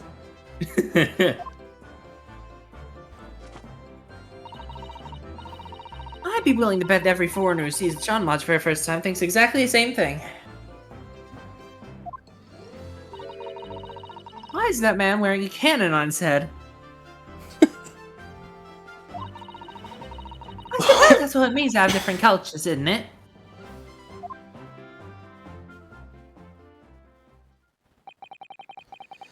On the subject of hats, the one Mr. Sholmes always wears is really very strange, don't you think? I beg your pardon, Mr. Naruhodo? What thing to say? It has the very essence of Mr. Sholmes. So that his Deerstalker, the great detective, would be unrecognizable. It's called a Deerstalker? That's a surprisingly swanky name. It's the hat of a hunter, just like the flat cap. I made up my mind long ago to visit Regent Street and buy one myself. I'm not sure it's going to fit over your hair. I think it's perfect for a great detective who stalks his criminal quarry. What do you think is strange about it anyway? Well, you've seen it. There's two brims, one at the front and one at the back. Why do you need two brims for a hat? On a hat, surely one at the front is enough, no? A moment, please. If you ask me, it's just Mr. Sholmes' madcap personality coming through. I bet it's so he doesn't have to think about which way round to put it on or something like that. Mr. Sholmes is not of a madcap personality. He always has a clear head. Anyway. These stalkers were made for hunters who had to hide in thickets when they were stalking their prey. The brim at the back was designed to stop the stalks of plants scratching the backs of their necks. Oh, so that's the reason. Thank you, Iris, for educating us.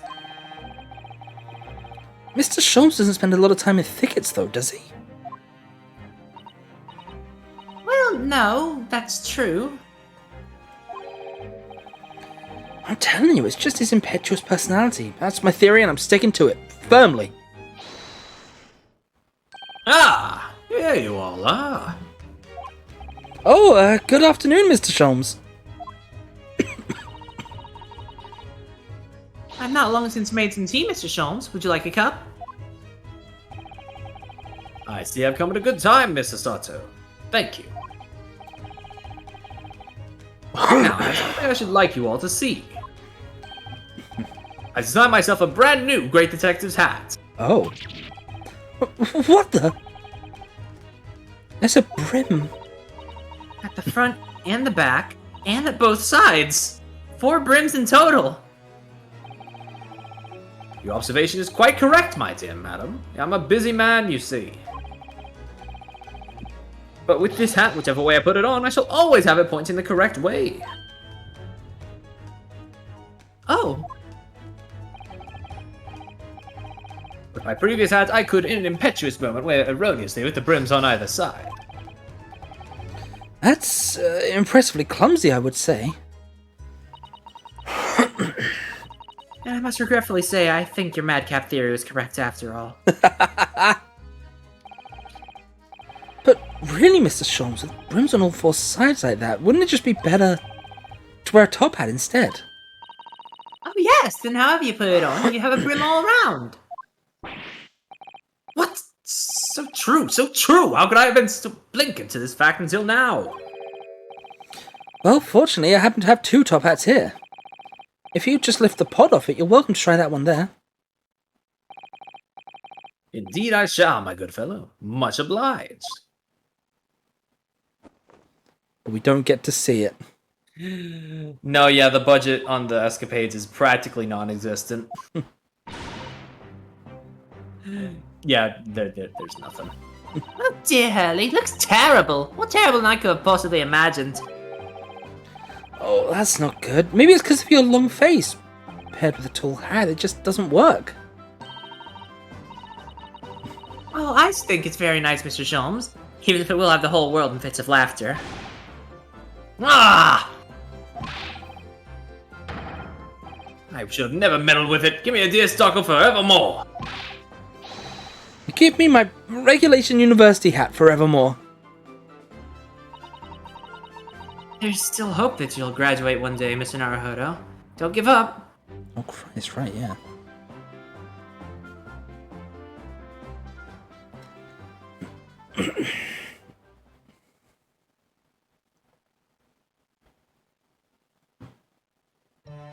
Hats. In this escapade, in Mr. Natsume's room, it's revealed that the Japanese scholar was once a teacher of English. He has much to say on the cultural differences between Japan and Britain, as well as on sentimentality, Shakespeare, and cycling.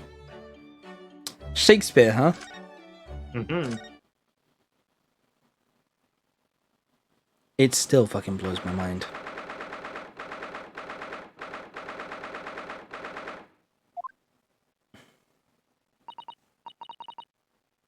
Oh, Mr. Natsume. Are you really returning home? To Japan? Yes, indeed I am. Everything is arranged already. Well, we'll be sad to see you go. After Bruno worked so hard to prove your innocence as well. What a shame. It feels like it was all a wasted effort. Once or twice. I don't say that! I know what you're suggesting. Now calm down, Mr. Natsume. It's all fine, really. You're in good company here, sir. If you fear the Reaper, you needn't hide the fact.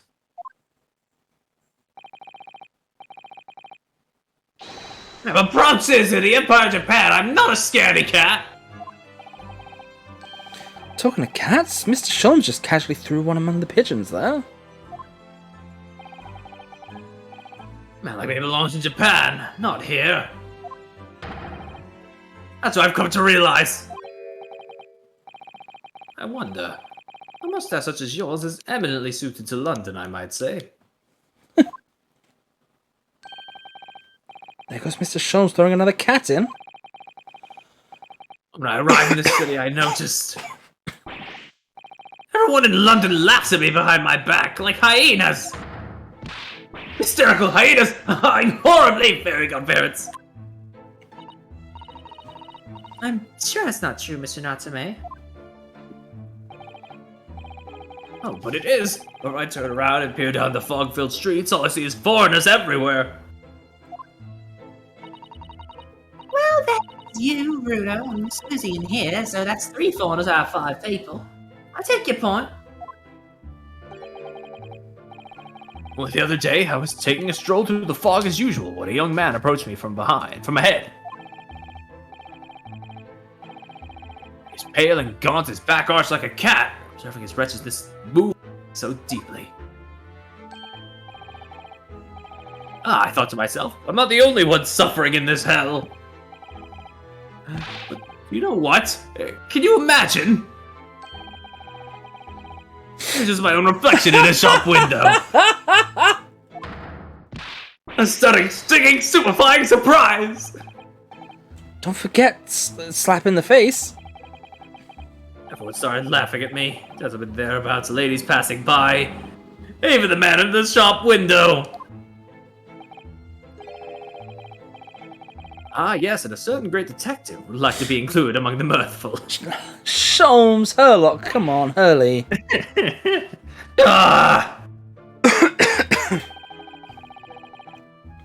Mr. Sholmes is really going for Seki-san today. I, for one, think you're a very handsome man, Mr. Natsume. There, did you hear that? This 10-year-old girl thinks you're handsome. Isn't that wonderful?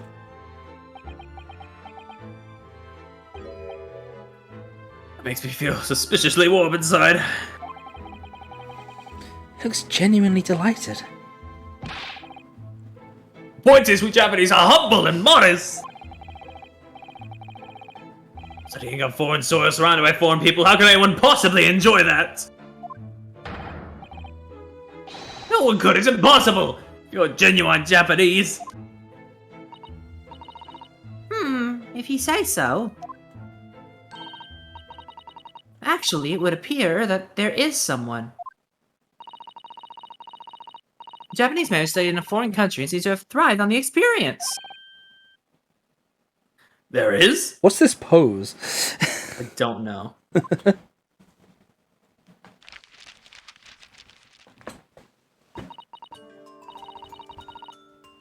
Mr. Ogai Mori, I believe he studied in Germany. Mr. Mori? Pray, tell us more of the fellow. Or Mori of the fellow.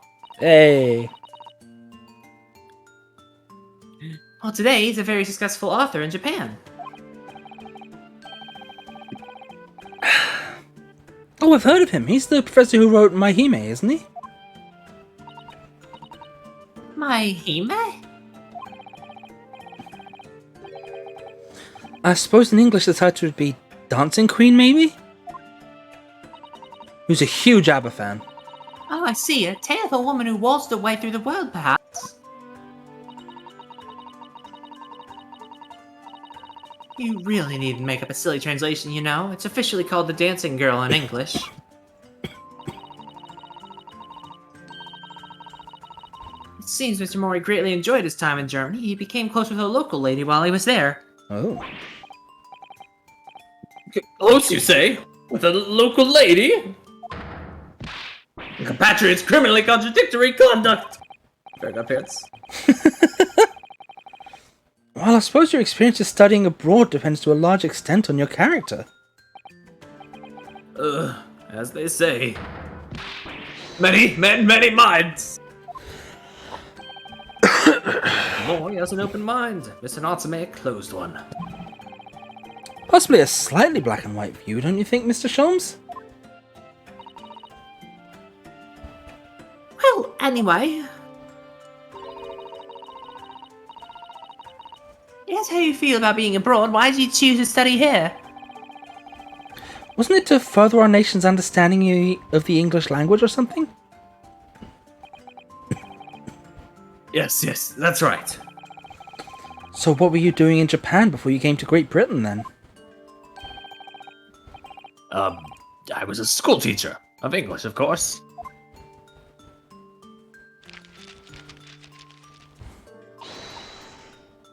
A bit cursory, perhaps, but I managed to discover some information about Mr. Natsume's teaching days. That's just a little outside the field of law, isn't it, Mr. Zato? Well, let me pose you a question, Mr. Naruhodo. If you had to translate the English phrase, I love you, into Japanese, what would it become? That's easy. Aishiteru or sukidesu. Sukidesu. Wrong! According to Mr. Natsume's teachings, at least. What? Would you like to explain, Mr. Natsume?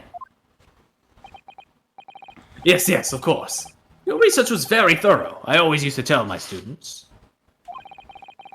that we Japanese don't express ourselves that way. Rather, we might say, Suki ga kirei desu ne. My dear Mr. Natsume, I must interject. Suki ga kirei desu ne would translate as the moon is beautiful, isn't it? I know that! The point is that we Japanese are reticent when it comes to expressing our emotions. We prefer to show our feelings of adoration, our Suki, by appreciating the beauty of the moon, the Suki. Ah, using the Suki to express Suki. It's an amusing play on words, I see. No! Or in language you might understand better. Bad shows! It's not a play on words, it's subtle, it's humble, it's fleeting and beautiful. It's art.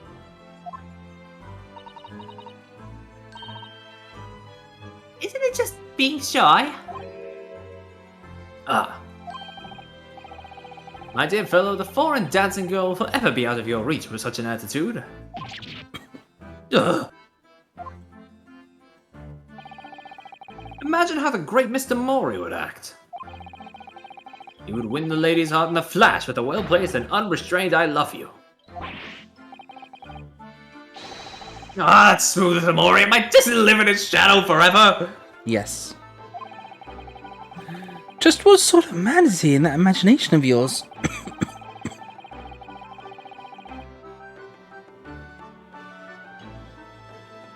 I just can't settle in this foggy London town with all its foreign inhabitants.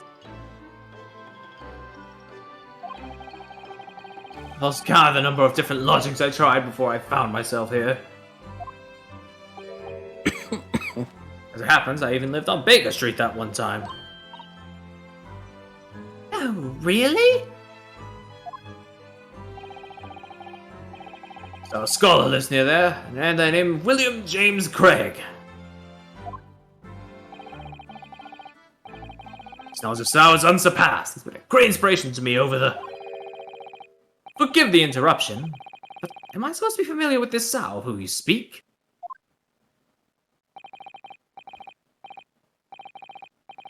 Shakespeare, of course, Shakespeare! But in Japanese you write it as sa and o. It's a phonetic representation using kanji characters, so England is igiresu, and America is America. Come to think of it, we use the same characters as Ri in words in one word and Risu in another. Talk about confusing.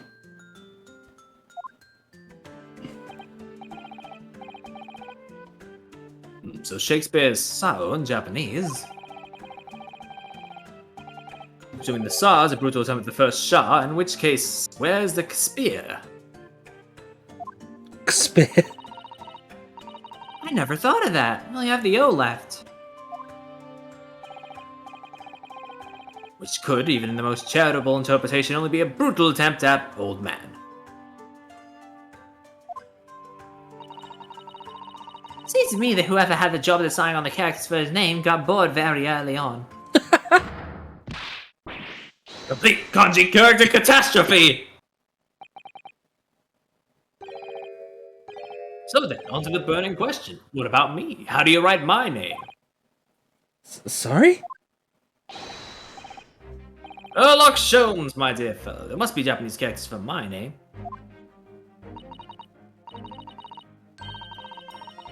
Oh dear, I'm sorry, Mr. Sholmes, but none exists that I'm aware of. What? Am I really nothing to you, Japanese?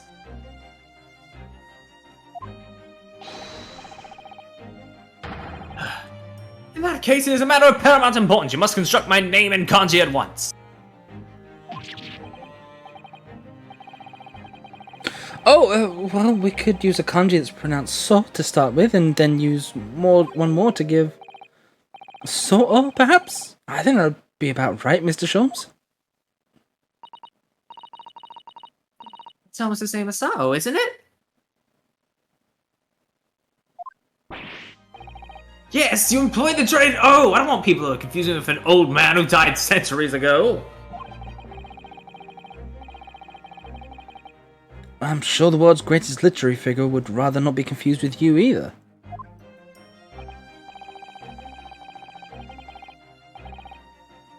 Well, the world's greatest detective is still youthful and full of vigor, so how about so handsome?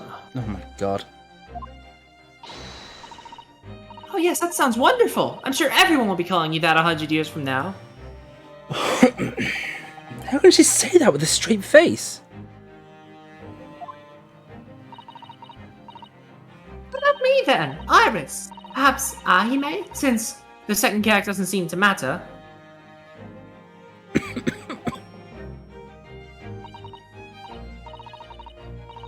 Ahime, yes, Princess of Love. That's an adorable name for you, Iris. Aww.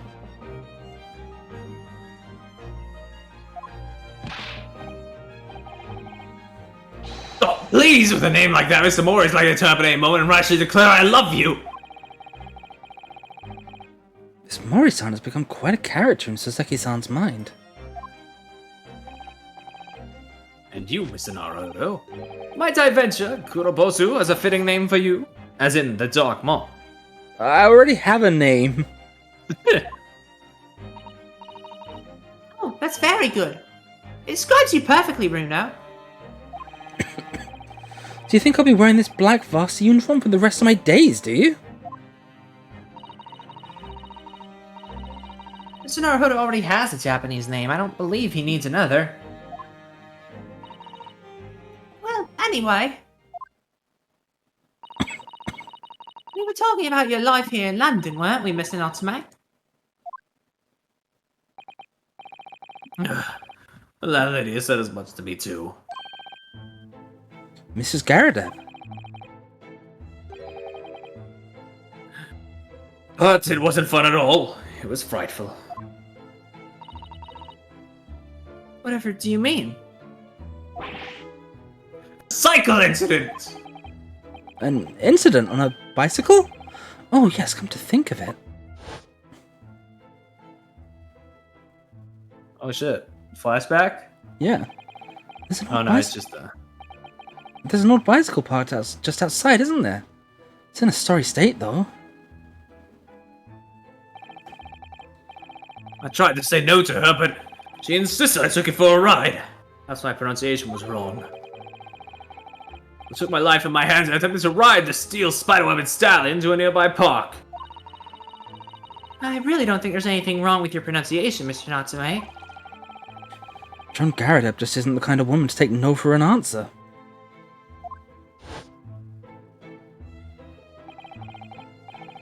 If you're going to die, you might as well die in beautiful surroundings, so the park was my first thought. The whole day of dicing with death, I emerged with only relatively minor bruises. So you got the knack of it? Don't be silly. Dying isn't something you can learn to do.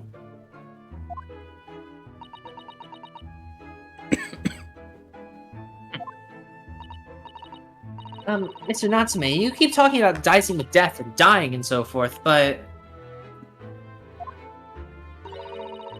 riding a bicycle is supposed to be fun.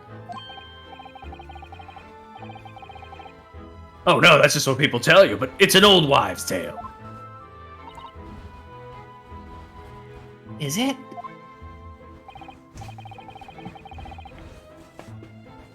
I mean, just consider the real name of the vehicle. The bicycle?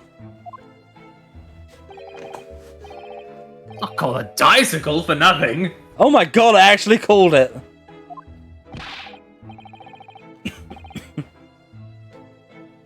I don't expect to use such an aptly named vehicle to move forward. It's beyond me.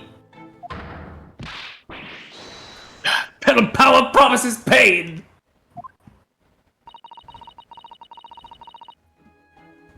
Well, I didn't think it was possible to get worse with practice. Just not lucky to be alive.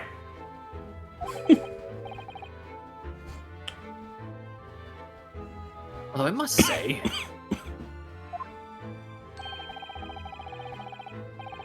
looking death in the eye for a whole week, I did at least manage to mount the steed reliably. Add quote.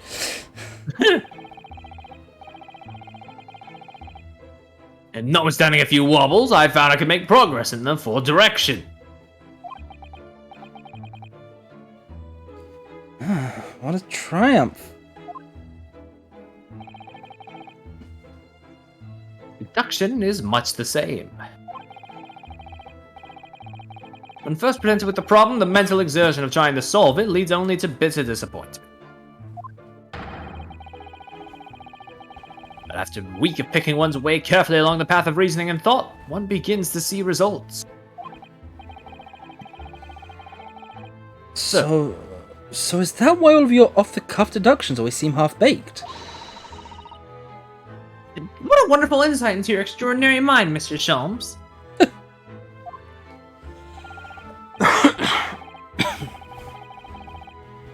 How Unfortunately, after wobbling down the street, I noticed there were little stones everywhere. Traps. God. Not that way, I said to myself. Wild vehicle wouldn't listen, it wobbled me on and on down the street.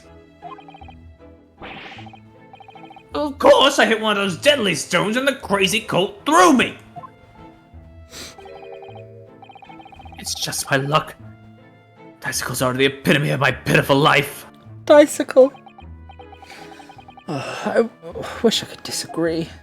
On the same subject, there's a famous American author who's written about having a similar experience. Stephen King?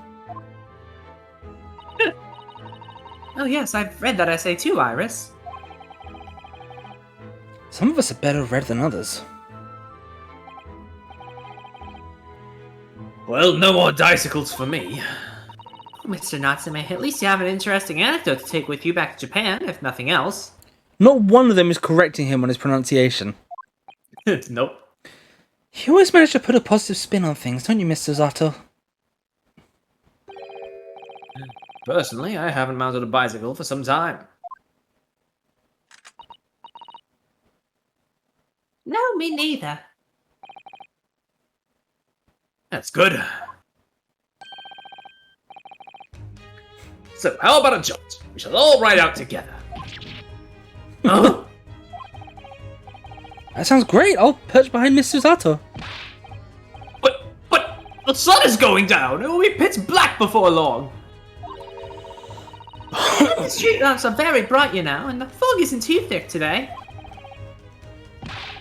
My beloved ride is all bent out of shape. My dear fellow, if you're bound to topple the vehicle anyway, it's fitting that it's already bent out of shape. It's settled then. Come along, Mr. Natsume. Shall we go?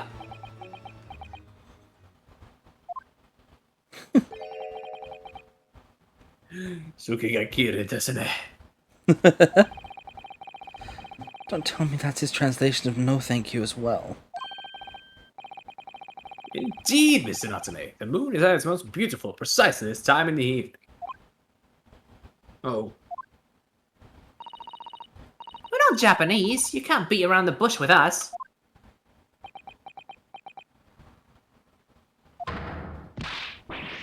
A weird and wonderful world!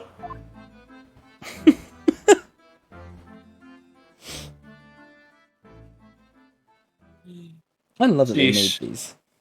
Yeah, they're just little goofy asides. I like them. Yeah. A chilling escapade about a shilling's escape from the clutches of Rolly and Pat Beat. Who only just found it on the street. Gina the pickpocket, yes! Is the obvious Yeah. suspect, but Ryunosuke, Sholmes, and Iris happen to be passing and the plot quickly thickens. Which one? I was Rolly, wasn't I? Yes, I believe so. Like I gave him like a goofy voice, but whenever he was like doing the romantic shit, I just kind of smoothed it. Yeah, I think so. Sounds right.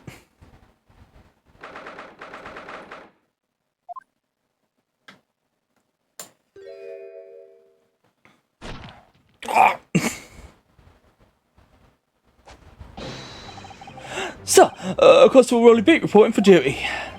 There's the good officers of Lord Van Seeks. I'm back on my beat here in the capital, doing my best for the good citizens of London, sir.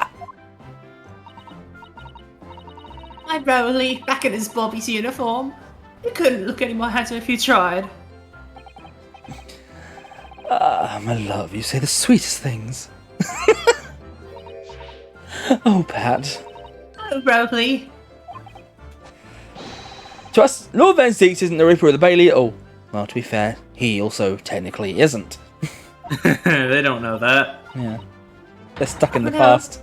Of course not, he's the patron saint of Bobby's. Patron say, yes, Pat, you're so right, my darling. Keeping us in pocket, he is. On my first day back on the job, what did I find in the car? A shilling, my love, a whole shilling. Oh, Rowley, I always believe in you. I always do one day find some big small change. With just that shilling, I could buy you a cheap bunch containing a single flower, my sugar. A single flower? Oh, how romantic. But I'm so sorry, Pat. Only moments ago, that shilling disappeared. Disappeared? But how, my love? I think maybe... No, I'm sure. It was this girl here. Sir, you swapped my precious shilling, didn't you? You cheeky little diver.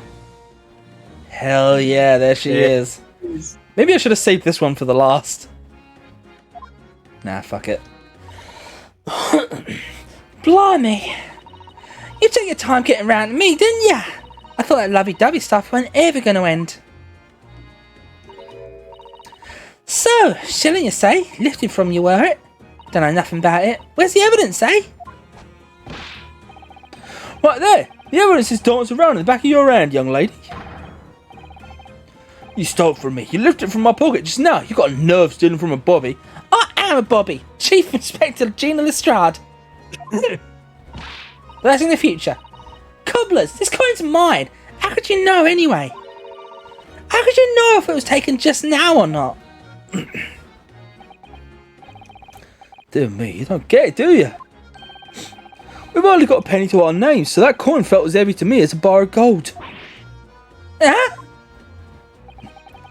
I'm telling you, the moment it left my pocket, I knew. I felt myself get a good few pounds lighter. Ah! Yep, that's coin's got my blood, sweat and tears all over it.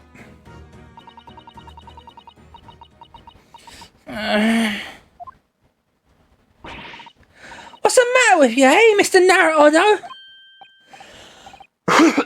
Huh? Me? Sorry, I didn't even know I was here. A lady's in trouble. A true gent's supposed to be there to help. Straight away, not an hour later. Oh, I don't know, Professor Layton, I'm sorry. This isn't my fault. I haven't stolen anything. What about you, eh, Sholmes? I thought you were supposed to be a great detective. Dear me, Miss Lestrade. Why is there question marks? You just said it was Sholmes. I don't know. You took your time getting around to me, didn't you? I thought that long dispute was never going to end. You still need to give us a minute when we spotted you over the road and said hello. That was 10 minutes ago, Jenny. We've just been standing here listening to you quarrel with this Bobby. Do beg your pardon, madam. We shouldn't be troubling the public with police business. Shilling belongs to us, doesn't it, Rowley? Of course it does, my love. It's just for you and me, my darling. It's just supposed to be a nice stroll with Iris and Mr. Sholmes before afternoon tea. Why do we have to run into another fiasco on Briar Road? I don't really see how we could be of any help, Gina. There's no way of knowing who the coin really belongs to if it was just dropped in the gutter. Wouldn't be so sure of that, Bruno. What? I have a feeling I might know the answer to the question of whose coin that is. Ah, my bright young fellow lodger. Let us hear your deduction. Well, there's actually a reason why I suggested a stroll down Briar Road. Oh, what reason? See, I was here yesterday, and, well, I dropped a little something. So I wanted to come and look for it while enjoying an afternoon stroll. Wait, you dropped something? You don't mean... Here's the pocket money that Hurley gave to me.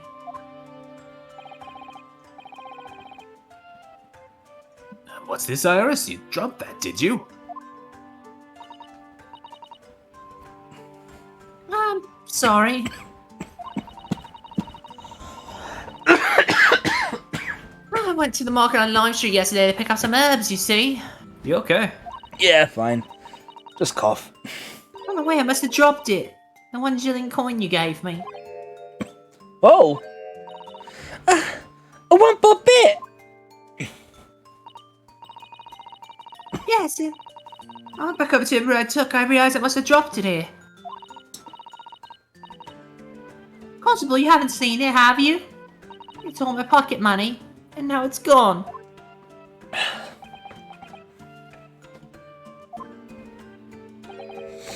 Well, I'm afraid I don't know anything about that young lady. Well, rotten luck dropping your money like that. I'm sorry.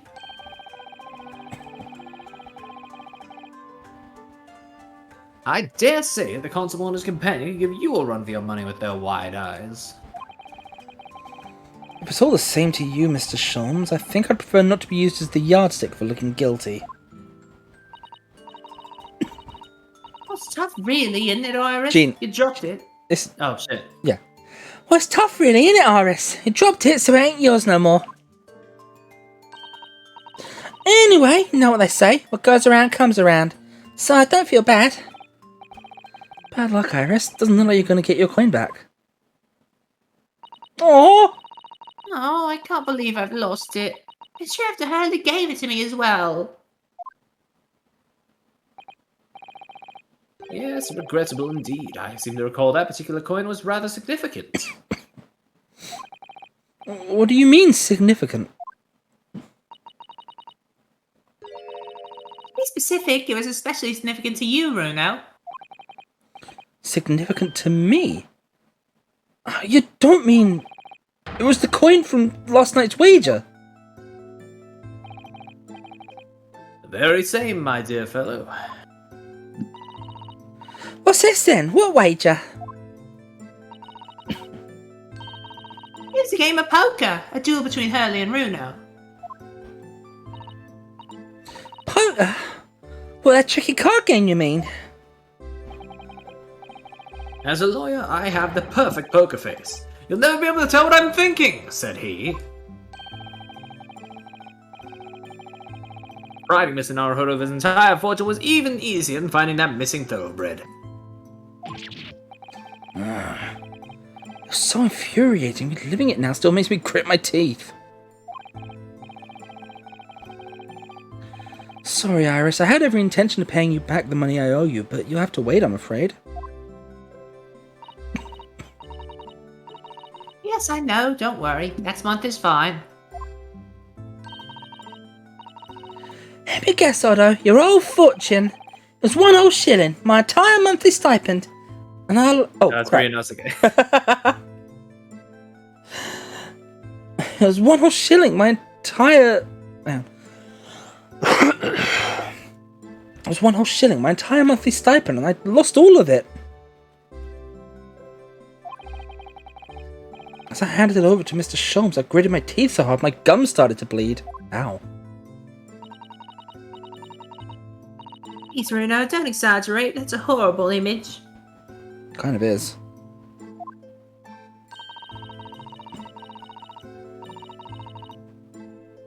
What about a lawyer who borrows money from a 10-year-old girl? Now that's a horrible image. Why do I feel like my reputation with this couple has just fallen through the floor? There are few things more invigorating than taking a man for all he's worth. Don't be so pleased with yourself, Hurley. As if Bruno's ever had a chance of winning. Wait. What? What do you mean by that? Well, using that special ink I developed, anyone could... Thank you, Iris. That will do. I'm sure this conversation is proving very dull for everyone. What's done is done. The game is over now. There's no point crying over spilled milk. Special ink, you say? Well, sir, that sounds like the sort of risky business that's right up my alley.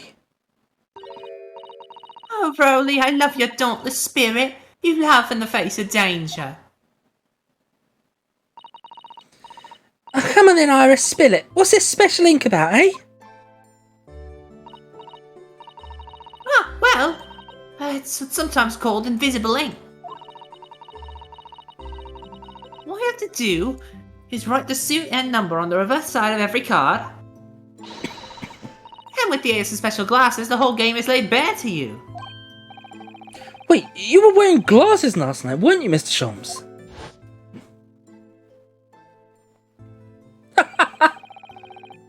You said something along the lines of, my eyesight appears to have suddenly worsened.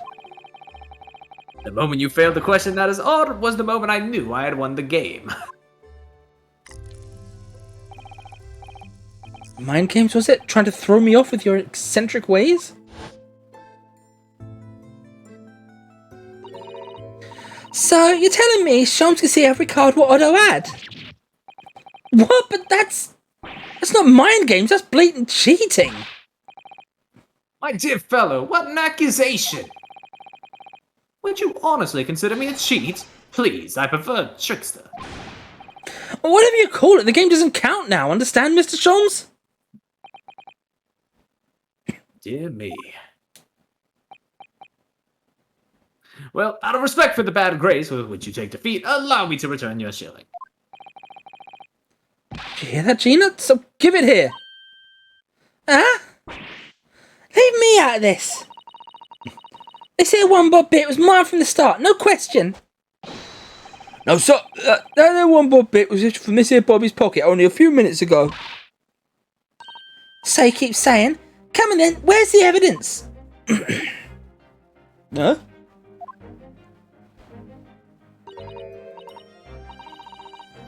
Law, right? It's all about evidence. I know my stuff.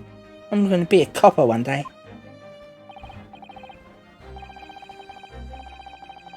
See, Mr. Naruhodo? Use a trite excuse in court and others will parrot it. Only whenever I do say that in court, it isn't a trite excuse, you know. As I said, sir, that coin has got my blood, sweat and tears all over it. That's right, it has. Well, at least blood, sweat, and tears are the evidence. Huh.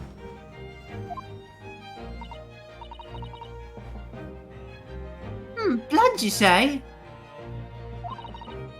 In that case, it's time for this!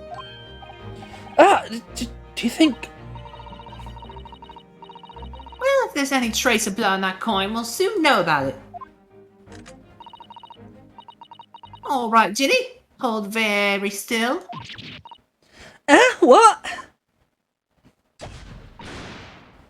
Ah! Death.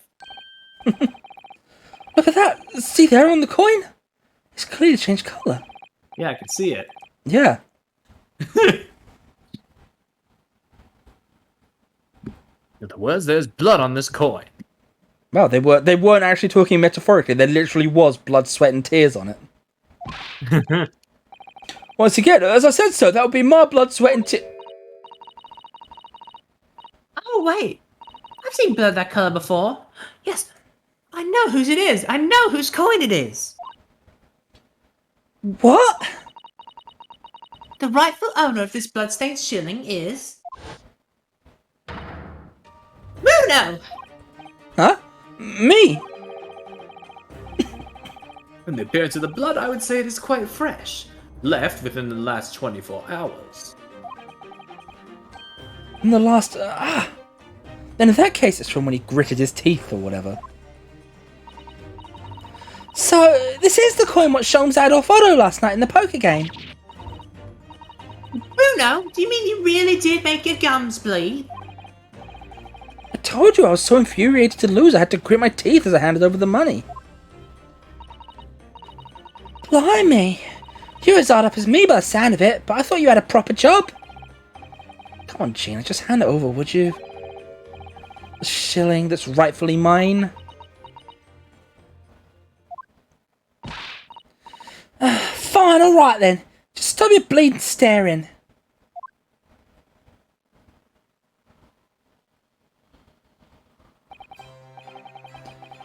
I finally have it back. It's like a dream come true. I nearly had that one in the bag and all.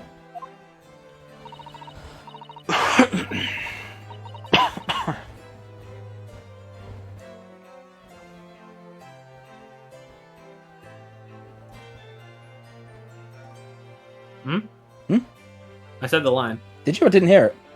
Oh, I must weird. have cut out. It's wonderful news, Bruno. So happy for you. Now then, as you promised. I'd like my money back, please. The shilling I lent you before.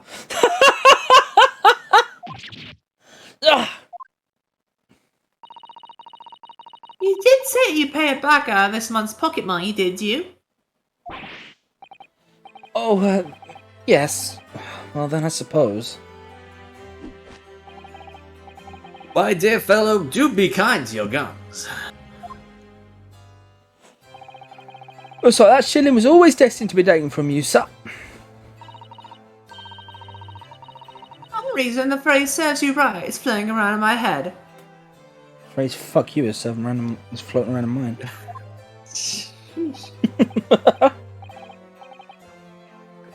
So, Iris, as promised, here is the shilling I owe you. You're repaying me already? Well, thank you. Next month would have been fine, though. What's it all about anyway? What are you lending Otto money for? Oh, yes, well, actually, it's because I went to the Lime Street Market yesterday to buy herbs. For Runa. Herbs for Otto? Yes, the tea Mr. Sato left behind is top quality Gyokuro tea, but it's just so bitter. So when Iris suggested mixing it with some herbs to make it more palatable, I asked her to buy me some. Right, we made a special Japanese herbal tea with the leftover Gyokuro. Gyokuro. Yeah, Well, cool. It's gonna call it Susie's Special Blend. I do hope you all try it. Excruciating bitterness clings to the throat. If you can persuade the bright green gloop to leave the cup. Why, it sounds quite delicious. Yeah, right.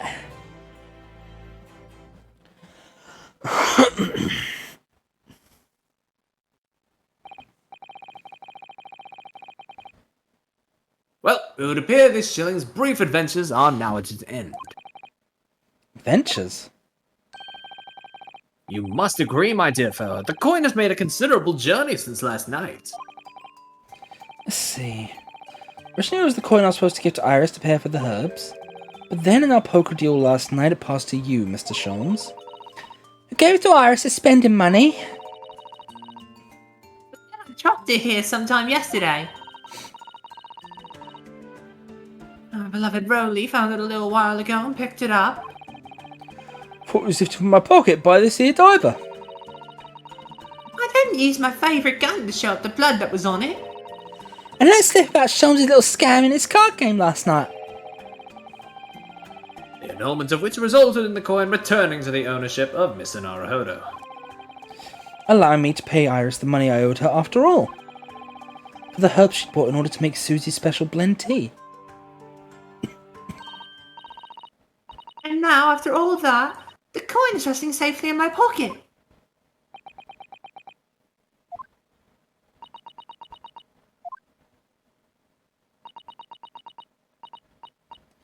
Yeah, you're right, that was an adventure.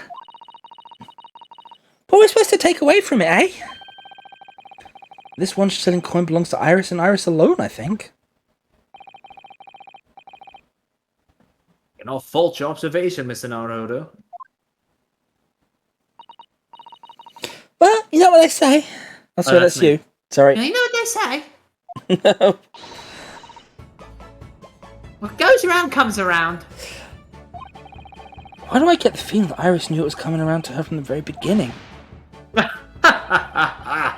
Priceless, as they say. Well then, my dear fellow, how about this evening we indulge in some bitter tea and a bitter rematch? I'll even allow you to stake this coming month's spending money in advance. I fold.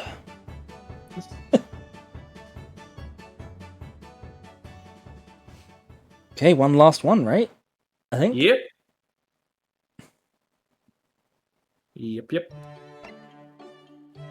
In the Bailey. This escapade takes place in the Old Bailey courtroom where the defendant is none other than Sholmes himself, and the charge is a most mysterious murder. Ryunosuke naturally advocates for the defense against the unflappable Reaper, Lord Van Zeeks. But Sholmes' testimony calls the true culprit of the crime into question. Oh. Okay. Date unknown, the Old Bailey courtroom.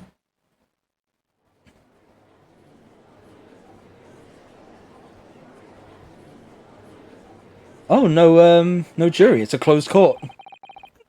The court is now in session for the trial of Mr. Herlock Sholmes. This is the most extraordinary case of murder. Counsels, I assume, may proceed. Yes, my lord. The defense is ready. At your discretion, my lord. I forgot he had a cape.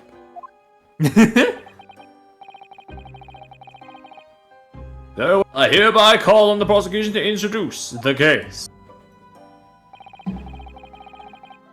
The incident in question took place 2 days ago, late at night, when the ground was blanketed with snow. Location of the incident was the residence of the accused, Mr. Herlock Sholmes. Indeed, now famous address of number 221B Baker Street, was it?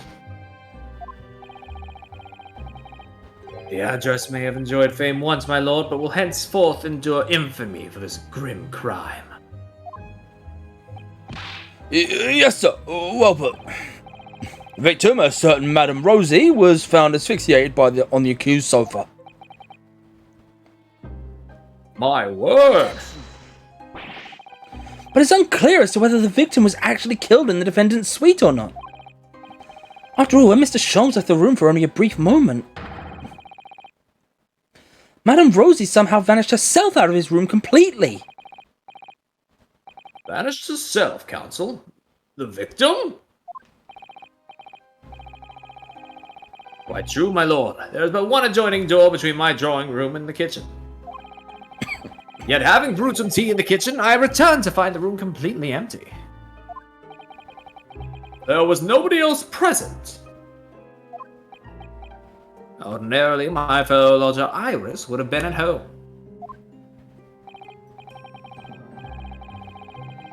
However, on the day in question, she had been invited to a meeting of a scientific society in the city. I'm afraid you have a propensity for exaggeration, sir. You claim the victim vanished herself, but really... Seems to me entirely plausible that she chose to leave via the main entrance to your suite. As it happens, my lord, the door to the accused's room was locked at the time from the inside. Very true, Inspector. As such, I can say with considerable surety that the victim did not leave via my front door. But what about him? Yes, she could have snuck out through a window. Objection! The windows in the room were not locked, it's true. The victim had the opportunity. However, there was snow all around the building outside. Not a patch of it had been disturbed. will my learned friend care to explain how the victim could have left without leaving a trail? No. So the victim, Madame Rosie, vanished from the scene before she was killed.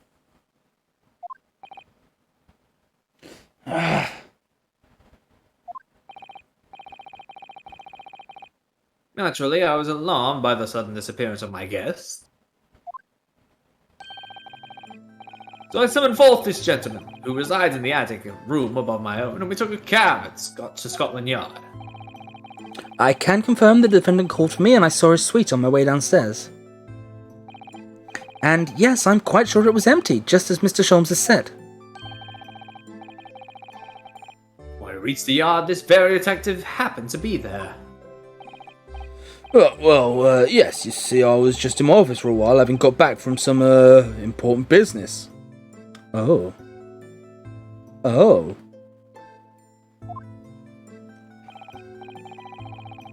And then, having explained the situation to the inspector, we travelled back to Baker Street together. At that time, there were no footprints in the snow around the building other than the ones we'd made. I take it then, Counselor, you personally witnessed the scene where the incident took place? No, my lord, I went straight up to bed in my own room in the attic. Inspector Gregson, however, was met with a most blood-curdling sight. On Mr. Sholmes' sofa, there vanished Madame Rosie, motionless.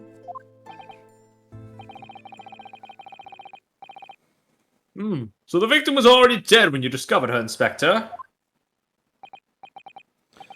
No, my lord. Not dead, but not far off it. She mustered all her remaining strength to say these dying words. That rotter, Sholmes, will be the death of me.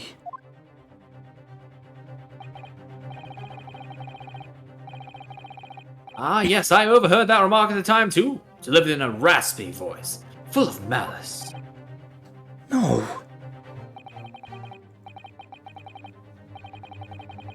Those words indeed proved to be her last. The victim expired moments later, there on the sofa.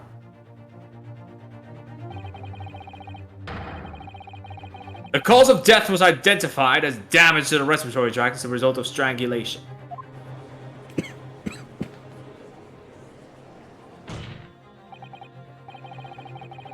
Great, is the accused dare to contest the inspector's account?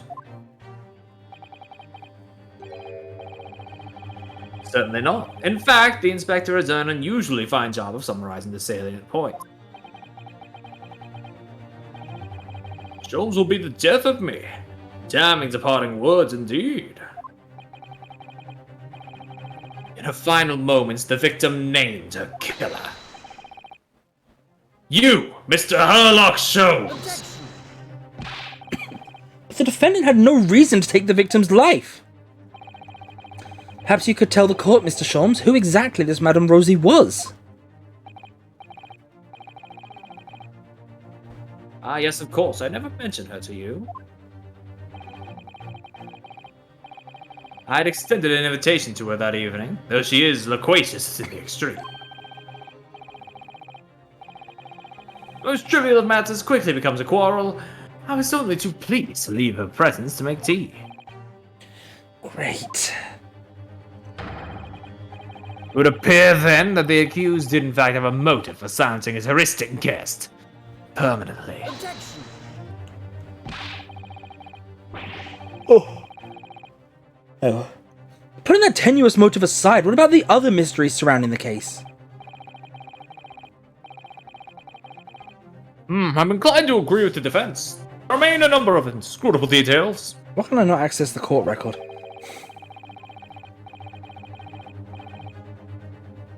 Victim's alleged disappearance and subsequent reappearance leave no trail of footsteps, for example.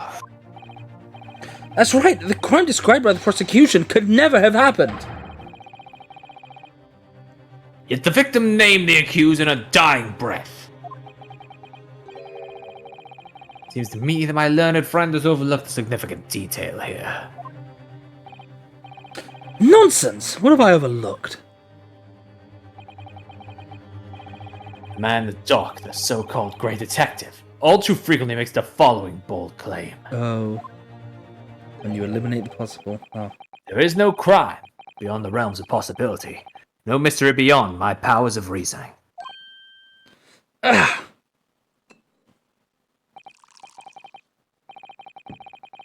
Oh, Mr. Sholmes, you'll have no difficulty in explaining how the crime thus described could have taken place. Oh, hang on. There we go. Therefore, I propose a toast. The great detective upholding his name. Oh. But of course.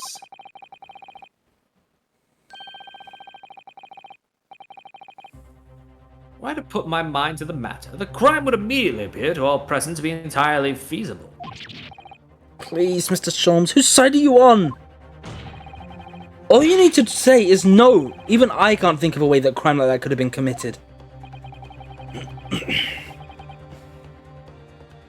Let the accused's admission be noted by the court. Though the crime may appear impossible to us mortals of inferior mental capacity, this man alone claims to know exactly how it was done. Now, hold on, that's a very fragile argument. Thank you, counsel. I believe I've heard more than enough to proceed to my adjudication.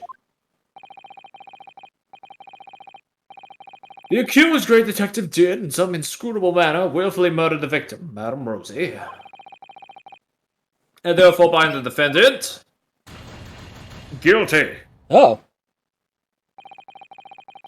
This man be taken from this courtroom and in some equally inscrutable manner be sanctioned for his crime. Court is adjourned. Huh. Die. Oh. My lord, please. The truth about the mystery surrounding this case, unknown to another besides the great detective. What's this? On my word, Mr. Naruhodo, you're coming along wonderfully. You've deduced a fundamental truth about this case, I believe. Which would be, Detective, that the truth to this case is known only to the true culprit, obviously. Is that not so, Gregson? What? Huh? What? Well, I suppose, yes. You don't mean... are you suggesting, Mr. Sholmes? Do you have an idea as to what actually happened that night? An idea? My dear fellow. I could explain the entire incident from start to finish with not a single detail omitted. Objection! It seems the detective has failed to grasp the situation. Pray, Mr. Reaper, which of us has truly failed to grasp the situation, I wonder? Oh, hang on, I clicked out again. And answer me this. You claim that prior to the incident, the victim suddenly vanished without a trace from your room. If so, how exactly did Madame Rosie disappear? Oh, why, naturally, via the window. It was ajar, after all. Sholmes, we've been over this. A window cannot be ajar. But that can't be! A window can't be ajar! The room has a whole story above street level, and anyway, no prints were found in the snow. I think we said a door can't be ajar. We haven't talked about windows.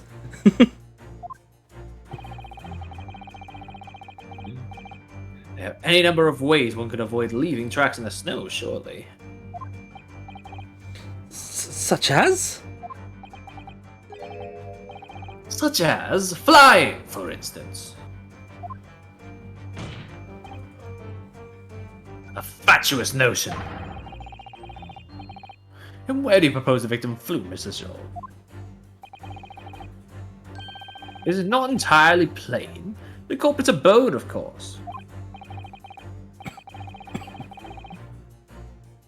Or having left my suite, that's clearly where Madame Rosie was murdered. Take a moment to consider the cruel irony, if you will. By her own volition, she flew directly into her death. Is Madame Rosie a bird? Objection! You forget, Detective. The victim's corpse was discovered on your own sofa. No doubt because her killer carried her back there. But what about the lack of footprints in the snow again, then? There just weren't any. Other than our own from when we returned home ourselves. If by our footprints you refer to your own and mine, you are quite right. But there were those of another. On night in question, there was another person. There was one other person who could have conveyed the victim to my sofa. Sulky Skulkin? What? Good gracious, to whom do you refer, sir? A man whose somewhat unavailing presence at the scene of the crime would be questioned by no one. Unavailing? You don't mean...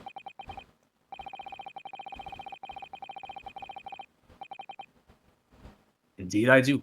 A man who hastened to the scene directly upon learning of the incident at Scotland Yard. Namely... you, Inspector Gregson! More chips! Huh?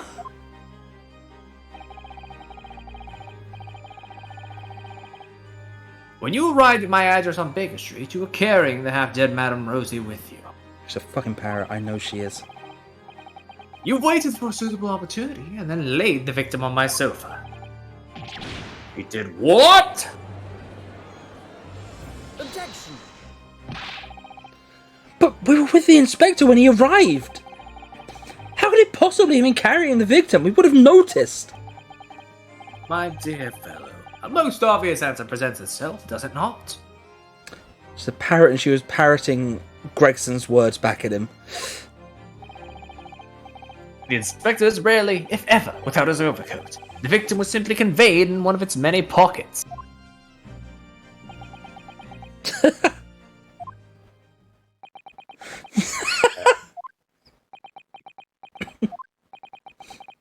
I fail to see what makes this detective great. But I can say one thing with great certainty. A human body cannot fit into the pocket of an overcoat. I believe you may have fallen foul of a rather significant misapprehension. What? Madame Rosie was not human. Mm-hmm. I beg your pardon! Mr. Sholmes? Yes, Mr. Naruhodo. Something troubles you, perhaps? Whatever gives you that idea? Exactly what sort of creature was Madame Rosie? Is it not apparent already? It's not apparent, she was a parrot. A parakeet, of course. Huh? A most self-conceited specimen, in fact. Parakeet. She was an incessant talker, I must say. Her manner was quite intolerable at times. Wanted to turn every conversation into a quarrel. I thought to strangle the creature on more than one occasion. You had a quarrel with a parakeet?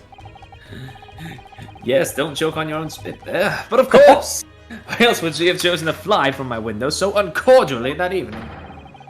Drove the abode of the inspector here beside me, no less. To Inspector Gregson's abode? But why?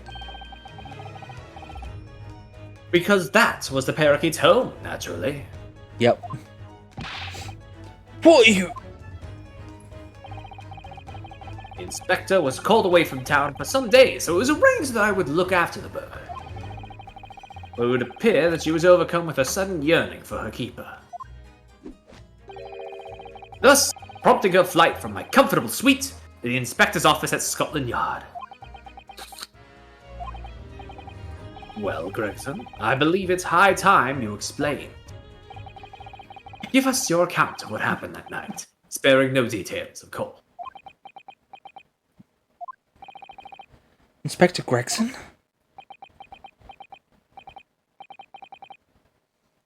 It was an accident. I got back from being away that evening, you see. I just walked through the door of my office.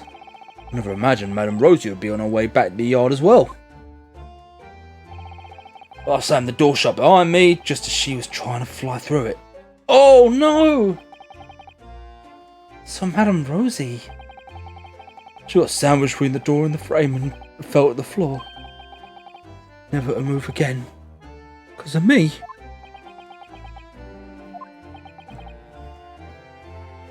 Well, I never.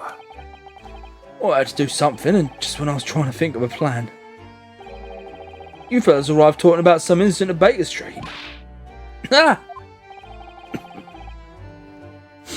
That derived Madame Rosie in an hurry. So I stuffed her in my coat pocket and got in the cab with the pair of you.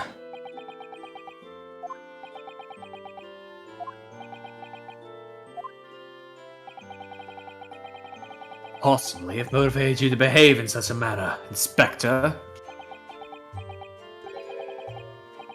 Lord Strongheart, sir. Huh? Lord Strongheart? Please tell me I didn't hear that right. It was the Lord Chief Justice who asked me to look after the bird in the first place. She'd been living with the pigeons at the Supreme Court until then.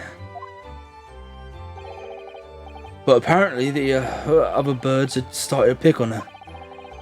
So for the past 6 months or so, I've been caring for her in my office at the yard. I see. If anything happened to that bird, just imagine.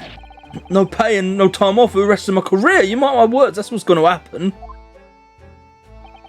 That's why well...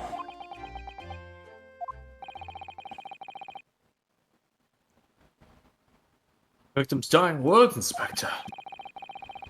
The court heard earlier that Madame Rosie spoke the name of her assailant on her deathbed. That rotter Soames will be the death of me. Indeed she did. Quite uncalled for, wouldn't you agree? Those words are your own true feelings, are they not, Inspector? Clearly, you speak of me often at your yard in this disparaging manner. A manner that the married parakeet took much delight in mimicking. Oh, come on, I mean, have you read this month's edition of Rants magazine, huh? Sorry! This is all absolutely true?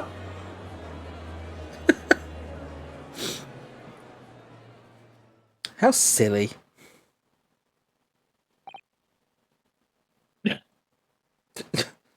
Did Lord Van Zix just get teleported here and he's freaking out about it? Lord Strongheart, why'd you teleport me here? Something wrong, Lord Van Zix? Not used to the old teleportation yet, are you?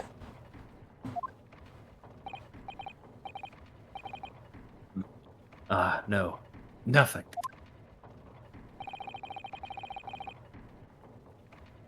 I almost drifted off for a moment there. Was this a fucking dream?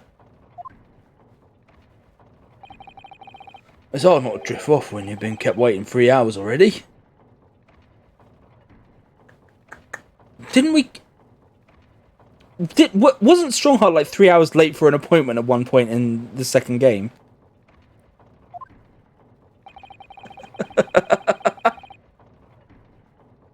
Wonderful man to be with Lord Strongheart at all today. We may have to deliver the report on the Winterbank case that he asked for on another day. Tell me, Inspector, what became of that bird? Madame Rosie, you mean? She had a narrow escape, but she's still alive. I delivered her back here not long ago, actually, on Lord Strongheart's orders. He's hoping the pigeons will accept her now. It was something of a shock to hear that she'd been crushed in the doorway of your office. Especially as we were all under the misapprehension that Madame Rosie was a person. Sorry about that. It was Lord Strongheart's demand that... Ah, good, you're here.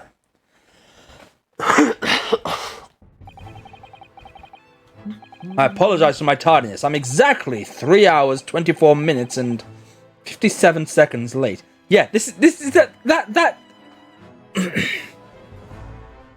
There was a point where he was exactly that late on things, wasn't there? I believe so, yeah. I'm almost sure. Oh no, my lord! No, please don't trouble yourself. Weird that it's the Winterbank thing though, because it feels like there was supposed to be way more time before that. Way more time between that. Nothing gives us greater pleasure than standing there doing nothing for hours on end. Heartening. So, let's hear it then, release the birds. Your report. There goes Madame Rosie.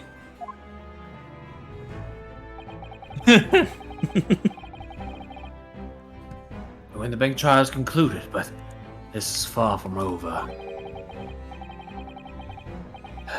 It seems that the dark Far Eastern lawyer and I have some shared destiny. Some shared dual destiny. We will meet again. Of that, I have no doubt. Did you see that, Lord Van Steegs, did you? Madame Rosie went flying off among the pigeons there. Happy as Larry she was.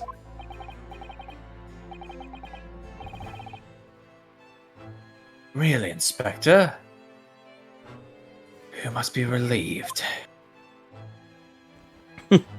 Of my duty?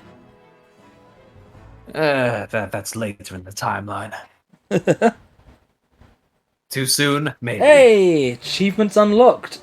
Ace Aficionado and the Great Ace Attorney. Yo. We did it! God damn. Yeah! Nice. Let's have a quick look through the gallery. Moving pictures, that's just the scenes and... Oh no, that's... Yeah, I haven't really looked too much into those. Yeah. That's something for another day. I thought that'd be like the animated scenes or whatever. Yeah, that's why I thought too, but I guess not. Aw.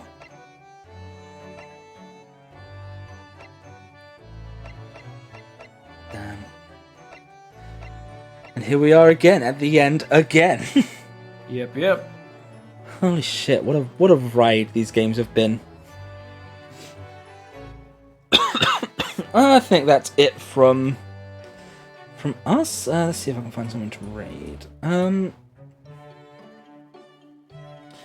Okay. Ooh, yeah, let's raid Cat.